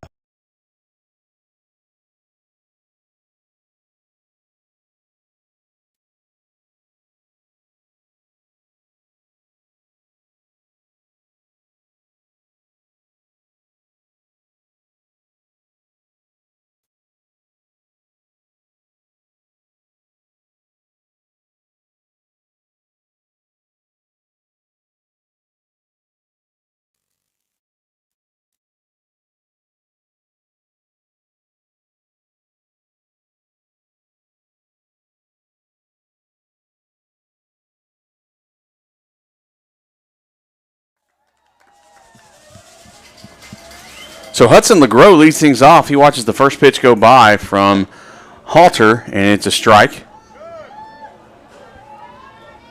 The second pitch that went by, however, was a ball, so 1-1 now. LeGros has gotten on base both times. He was there with a base hit. He got hit in the back of the leg the first time and a base hit in the second time, but that one's going to be a high fly ball in the left field, and it's caught by Elrod for out number 1. So Ty McCoy is going to step in, see what he can do. He's had a base hit and ground out so far in the ball game.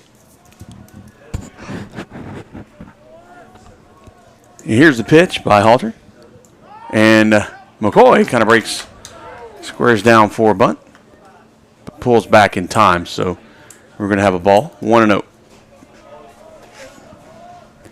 And here's the pitch. That's inside.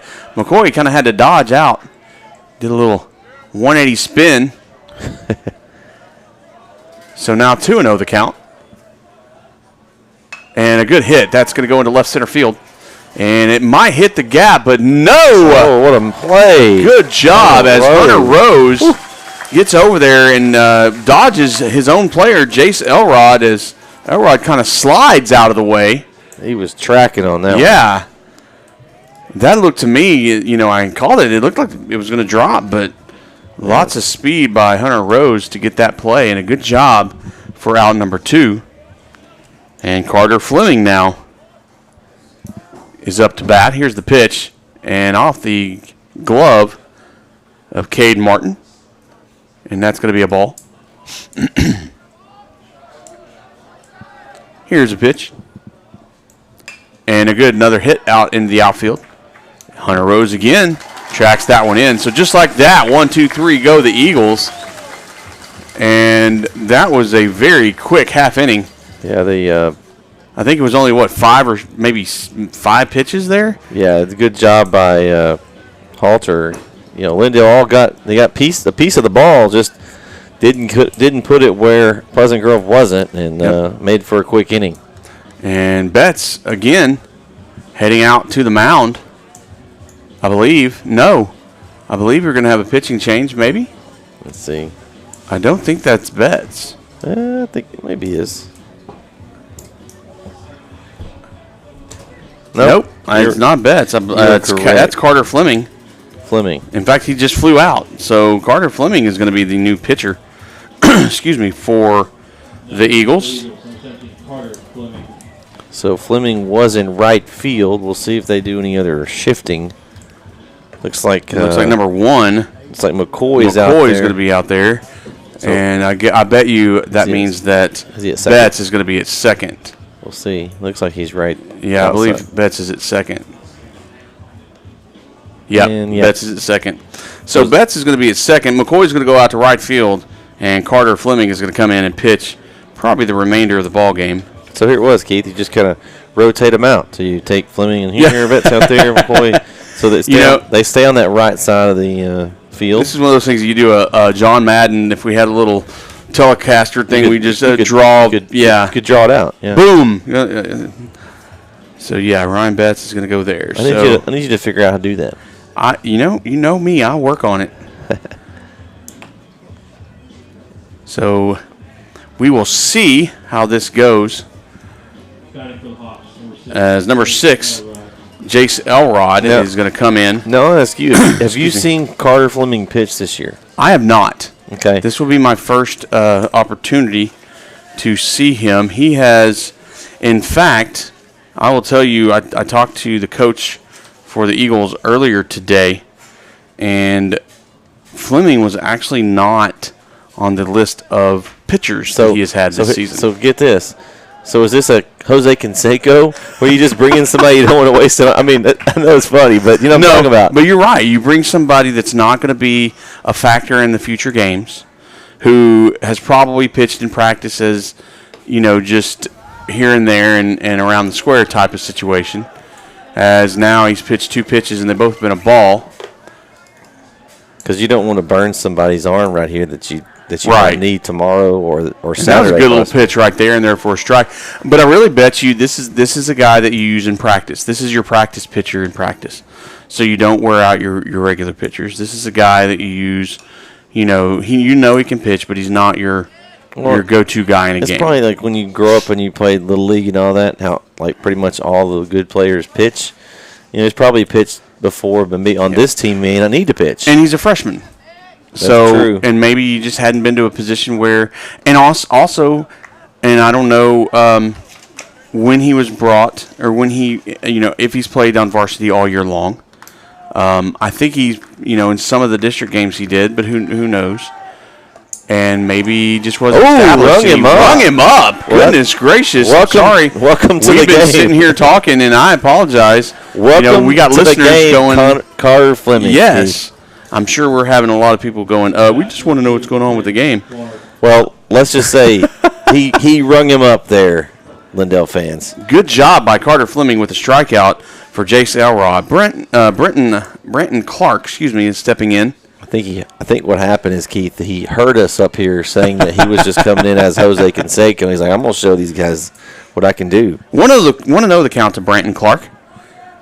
And Fleming with his pitch. Good pitch down the middle. Wow. Yeah. So 1-1 now the count. And you talk about, too, this could be a big moment where Fleming is getting some reps in the playoffs. And that's going to be a high fly ball into left field. LeGros back and right in front of the warning track makes the catch for out number 2. So Fleming's coming in and doing a great job so far. Struck out the first one. Up that, number 4. And LeGros helping him out on the second batter. But this is a Jared big, Halter this stepping is, up. This is still playoff pitching. Oh, yeah. So, you're getting an opportunity for a freshman to get out there. And look, I say, he wasn't on the list. That doesn't mean he hadn't pitched this year. Yeah. He may not have pitched enough to be, he may have come in for some saves. That's going to go right past the third baseman. A good hit by Halter. Man, Powell almost had And that Powell one. dove and it just right under his glove. That was a great effort by Powell. So J.M. Long is going to step in, the left-hander. We have a little bit of time here by the coach. Maybe bringing in Maybe a courtesy runner for maybe Halter. a courtesy runner, as Halter is the pitcher. And that's usually what happens, especially since there's 2 outs. Yep. Yep, Here you and that's go. what you're going to do. You're going to bring out number 18, and that's going to be Drew Walters, the sophomore. He's going to come out as a courtesy runner. So with 2 outs, 1 on.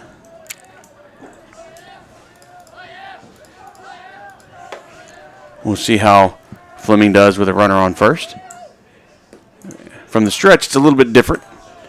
It's a different kind of rhythm, Yeah. different muscles to use to throw that ball. Yeah, it's a different wind up here. Checks over to first. Here's the pitch. It's got a bounce in front, and Feld has trouble. Yeah, Walter's got an easy take of second there, and Fleming's just doesn't need to worry about the runner at this point. Nope. Just focus on the batter, Get the out. and then Go to bat. and see if they can get hot in the top of the 7th and force something. So they're going to walk, and they're going to do the intentional walk for J.M. Long, which is a smart play in my opinion. Is that a new where they just can give them the intentional? Yes, walk now? you can do that. In high school and college, I'm not sure college, but in high school you can. You can just say, hey, we want to give them the base. Instead of like in pros where you have to throw. And you mess up the pitches, yeah. motion, and Well, because in pros you don't have a pitch count. But here you do. You don't want to waste that. So, yeah, you can just say, hey, give them the base. So now you got to force at any bag in the field. That's going to bounce off home plate, and the runners are now going to advance. So now what do you do, Brett? do you walk You this one? just, yeah. So basically you just walked a runner to create a force. But look who's on deck. Yeah. Rose. Yeah, you got Hunter Rose. I don't know that. But you got Cade Martin now, who's got a strikeout, a base hit, and a fly out. But Hunter Rose has had a fly out, and a ground out. So, I mean. Yeah, I don't know. I think at this point it's only 1 strike or 1 ball. So Yeah. I think you've got to pitch to him. You only need 1 out. So, forcing a double plays doesn't really matter at this point. I stood the play is still at first base. Right. So I think you just pitch to him and take your chances there.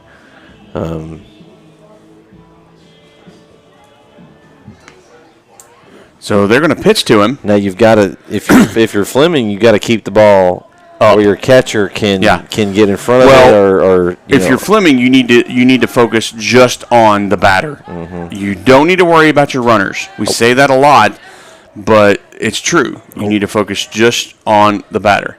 Good pitch there. It's going to be in there for a strike, and now it's 1-1. I will say though that home plate's got some springs in it or something. Yeah. Man. When it hits home plate, it's going to be a pass ball. There's nothing the catcher can do unless he jumps on it like a grenade. We've seen it 2 or 3 times where it just bounces straight over his head. That's a good pitch too, and that's a strike as well. So 2 good pitches on that outside corner somewhere. DeFelt did a great job of framing that one. Yeah. Keith. Well, and if you watched him, I watched him. He kind of stepped out knowing where it was going to go, and so I think this one's going to be inside a little bit, maybe. Yep. Ooh, yep. That's a good little breaking ball. But I have to give Martin a little bit of a head nod there. He didn't move. No. that came in right on him. Hey, you want to hit and me? He just looked at him like he's a catcher. He just looked at Fleming like whatever. That's going to go right past the third baseman. A great job by Fleming, the other Fleming, to grab that ball from going into the outfield. Yeah, but a run comes across. A great play by Caden Fleming. Just nothing he could do there. No. But he stopped it from getting that extra run. Exactly. He kept the runner on third with that play. Yeah. So instead of having just a runner on first and 2 runs come across, now you have runners at the corners. And a courtesy runner is going to come in, Jamarian Richardson, another freshman for the catcher, Martin, as Hunter Rose is now on. So, yeah, final from Nevada Community. Gunter 1, Rain 0. So, first game goes to Gunter there.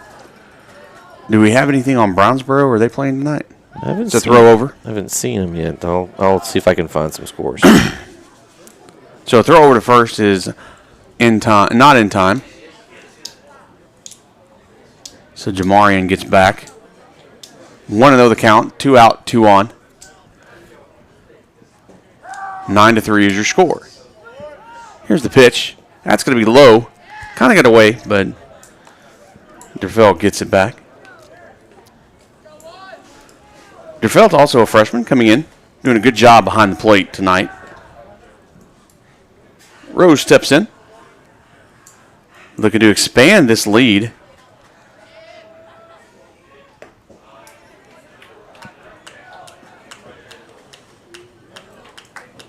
With all the young talent on these 2 teams, this is not to take away from the matchup we have now, but this could be a matchup we see over the next few years. Right. Here's the pitch. That's going to be low. And Bret, the winning run is now coming up to the plate. That's true, because it would be a 10-run rule. Yep. Would be in effect here. So that's going to be Buck Anderson. He comes up with the bases loaded, but 2 outs.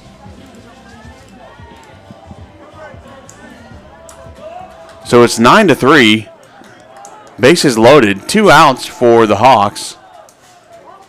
And Anderson represents the winning run on the 10-run rule. That's going to be high and outside for a ball.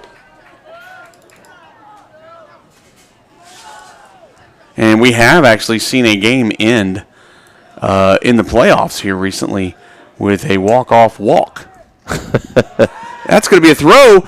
And gets away in a very, very bad throw from DeFelt to Wagner over at first. And a run's going to come in.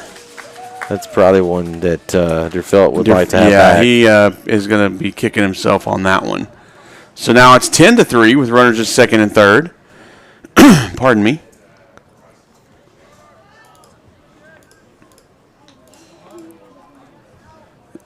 And that was a ball.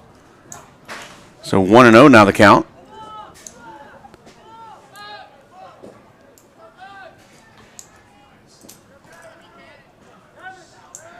Here's the pitch by Fleming. That's a hit that's going to go back, so that's going to be a strike. Got another final for us here. Shout out to my man KO Kyle Owens for providing this one on Twitter. We got a Harmony 6, White Oak 2 in 8 innings. Wow. So Harmony leads that series 1-0. That must have been a good game. Harmony's got some that good junior class. They went pretty deep in football, and now looking to go deep in baseball as well. That's going to be hit out into right field, and that may drop. It does. And it's fair, right on the right field line. And McCoy loses it, and it bounces off the wall, and 2 runs come across. And now the winning run is represented 90 feet away on the third base. Man. And that one bounces right inside That was right field, and McCoy tries to grab it, and it kind of gets away from him, and it bounces off the brick wall out there and goes deeper into foul territory. McCoy bounced off the wall himself. If you could put a perfect hit to put somewhere, that could be one of the places to put it. Right down the line with that little cut where it just rolls over into foul territory. So a base hit wins the ball game right here. An errant pitch wins the ball game right here. So a lot on the line here with this at bat for Carter Fleming. That's going to be high. And you got to think he's going to be trying to keep those as high as he can. Yeah, he doesn't want to hit that plate with one. That's for sure. Because if that, that's going to hit and the game. DeFelt's going to be working hard. He's done great all game to keep things in front of him. And that's going to be low. So that's ball 3. 3-0 the count. Luckily, no one's in front of him there except on third, so a walk won't hurt anything. Here's the pitch. That's going to be outside for a ball. So now runners at the corners. Now you got to think smart.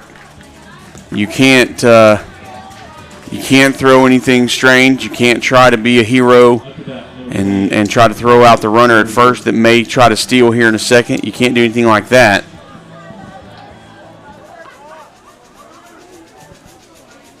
And Ty Boozer is going to head in.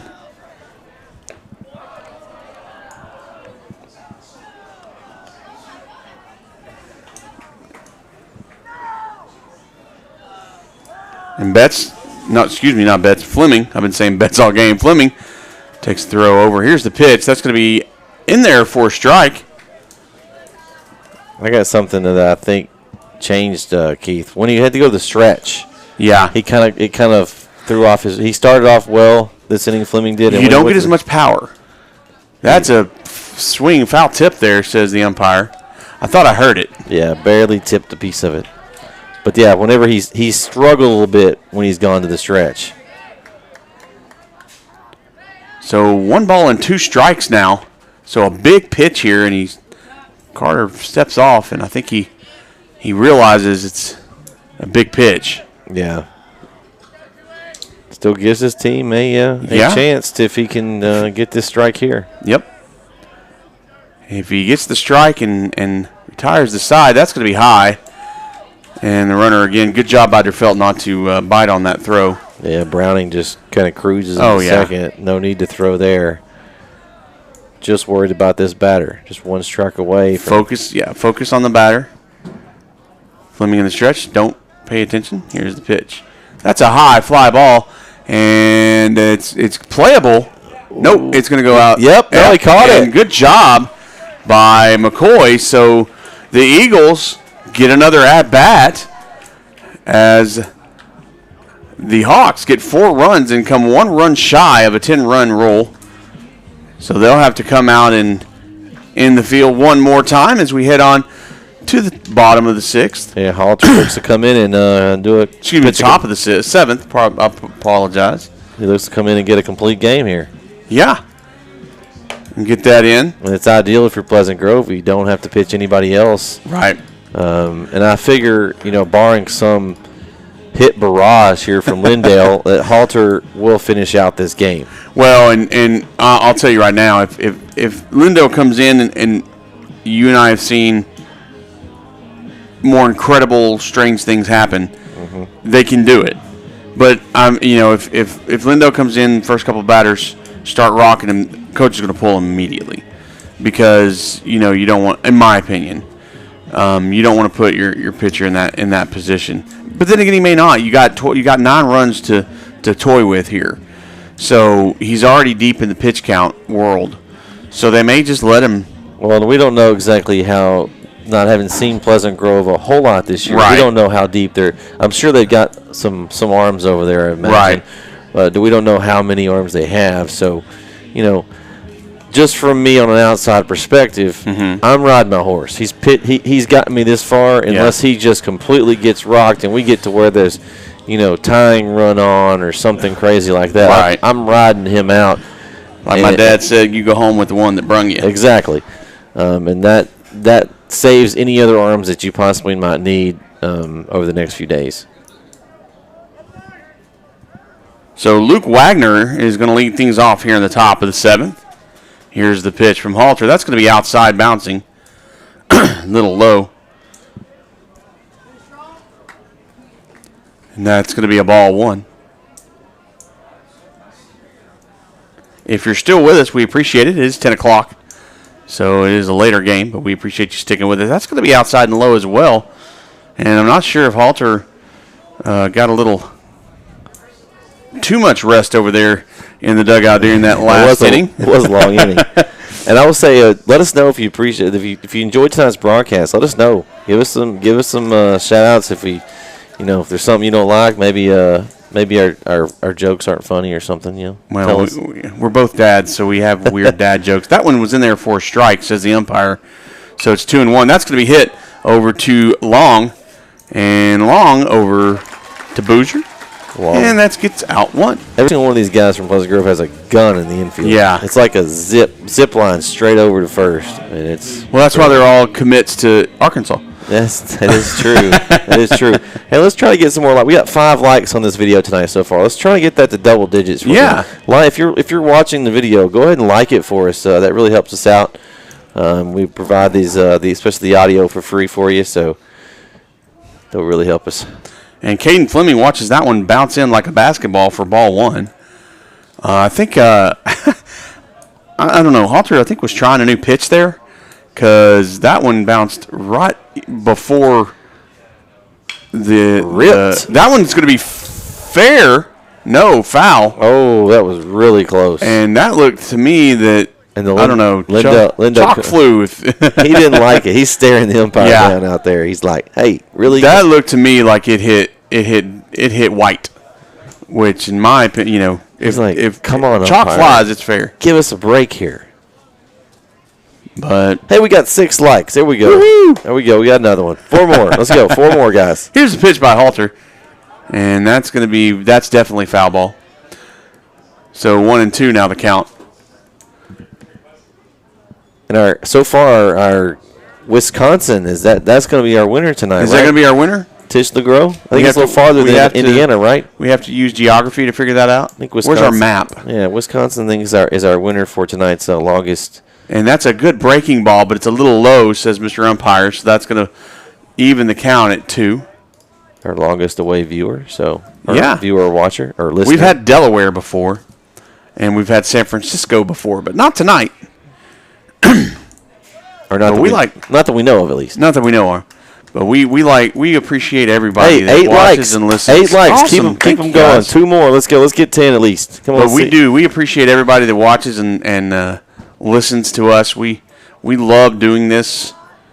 As Halter gets the wind up in the pitch, that's going to be in there for a strike. That looked a little inside. Ooh. And I don't believe the coach for Lindale coach Richard doesn't like that one. He's not liking this inning at all so far. And I don't blame him. Well, hey, 11 likes. Thank y'all. We appreciate it. Hey, let's see how many we can get. Keep it up. Coach Sanguinetti is very vocal and he's just a real good coach, but he's not appreciative of tonight. Here he is. He's like, hey, we didn't get this call over here, and now you're calling that pitch inside. Come on. Yeah, you call him in the batter's box across the way, but that's swung on and missed for strike 1, and the Eagles are down to their last out. So, and I believe this is Jake Powell's going to try to come in and do something. That's going to be And see, that one, again, is in the other batter's box for a strike. This is a pinch hitter, Keith. Is it a pinch hitter? I didn't. 12. Number 12. Woo, look at that. Landon Sullivan. He's stepping in. So Landon Sullivan is 0-2 now. And that's in there, breaking ball for a strike. And I think that was just a strike called to get out of this ball game by the umpire. Umpire's taking off. Yep, he's running. And look at Sanguinetti. He's eyeballing him. He's Sanguinetti's like, well, we're done with you. You'll be in the field tomorrow night. It won't be behind the plate. So he may not want the third baseline guy either, because there's 4 to choose from. One's not going to do it, so we'll see what happens tomorrow night. But that's going to be our ball game as the Pleasant Grove Hawks take it 12-3, and just wasn't the showing that Coach Sanguinetti wanted from the Lindale Eagles tonight. And honestly, I'll say this: it wasn't the showing that I've seen in the past by the Eagles. No, they didn't play their best. They did not play their best, and I have a feeling just knowing tomorrow night, and you're not going to be here, I'm going to be here, but I may be watching. You may be watching tomorrow night, though. I have a feeling that Lindale's going to come back and show what they can do.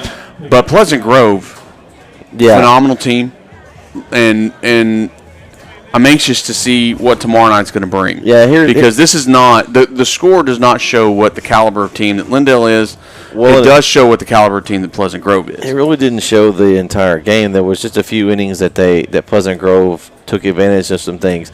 Lindale, overall, I think they're not what the score showed tonight, like you said, but here and there you have 1 or 2 plays that could have made a big difference in this game.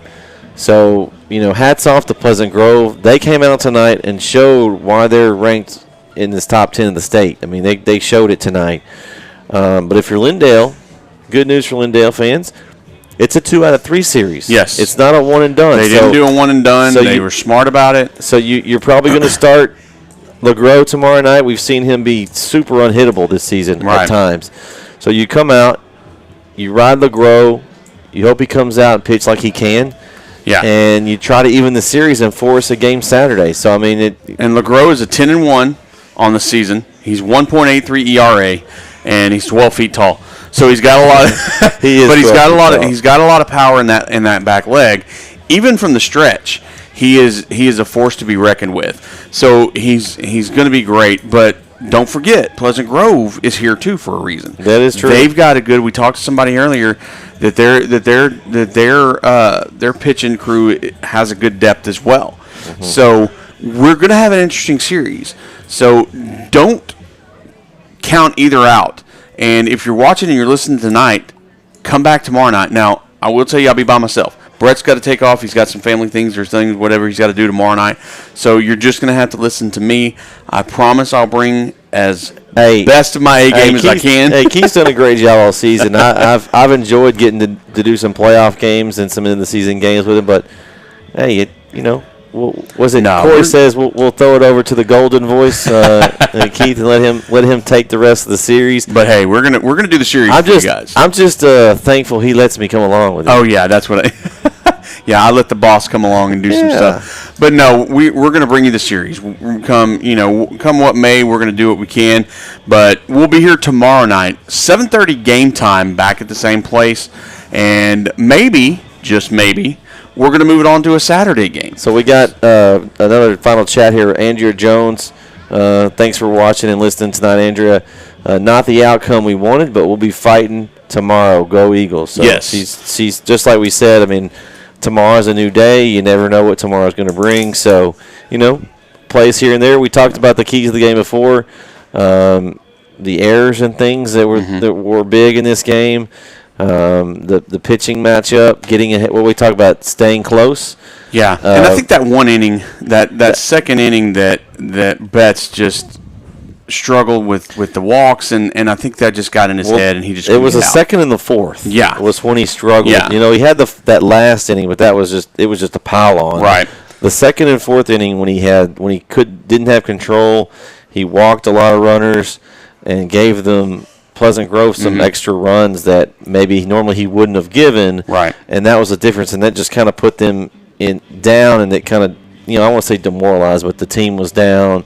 Pleasant Grove was over here having a good time. Chatter was high, the energy was high, and that was tough to come back from. But I'm going to call it tonight. If you're going to have a player of the game, and we haven't done it really, but I'm going to say that probably Jared Halter is going to be your player. Oh, yeah, that's where I was going. Yeah, Halter. Jared Halter is going to be your player of the game. The guy played the entire game. He did a great job. He, minus that home run from the very beginning at the very first, he came back and struck out 2 guys back to back, and then did a ground out. I think he had 6 strikeouts in the entire game. He went the full length of the game and just did a fantastic job. So, really and truly, a great job by Pleasant Grove. We'll be back here tomorrow night, I think. And so, Brett, you got anything else? Man, I just want to thank everyone for tuning in again. Thanks for liking our video. You can still like it and subscribe. Go check out all our content that we've got. Keith's got a library full of great baseball games. Kyle and Jeremy as well have got some games. We've got a lot going on at NETsn. This is just basically year 1 for us as a network. And if you're listening or watching, maybe you're not for either team, you're just checking us out, and you'd like your team covered, let us know. We're also looking for sponsors, like we said. So reach out to us if you're interested in any of those. NETsnlive@gmail.com. We've got lots of big things in the mix coming up for the next season. Azalea Orthopedic will be our main sponsor. We'd like to thank them for sponsoring tonight's broadcast. But again, lots of big things coming. Stay tuned. We'll have some big announcements coming over the next few months. And we've got maybe some more baseball this series, and we'll see if we're able to fit any more. We're going to try to get some more games on if we can. But it's been a fun season overall, and I've enjoyed it. And, Keith, take us home tomorrow. Oh, yeah. So I'll be with you tomorrow night and maybe even Saturday. We'll just depend. It'll be me the rest of the way with you this week for this series. So, but, hey, we're going to head off here. Well, I've got a shout-out, too. Oh, what's up? Rob on camera did a great job tonight. Rob has been with us. Yeah. We don't forget Rob. He won't be with us tomorrow night either. Yep. But he did a great job for us tonight on camera and during the playoffs when he's been able to, and kind of gives us the up-close and personal, professional-looking action camera that we love to have. Yeah, we try to go above and beyond as best we can. We don't want to forget him. Yeah, he's done a great job for us. So that's going to do it for us here at Woods Field on the campus of East Texas Baptist University. We want to thank you for sticking with us on this late start and late night here at East Texas Baptist. Hey, Bret, I want to thank you for being with me tonight. And for the rest of you, I will see you tomorrow night. Please join us on NETsn Live or here on YouTube. And that'll be all. Hey, we'll see you again tomorrow night. Have a good one.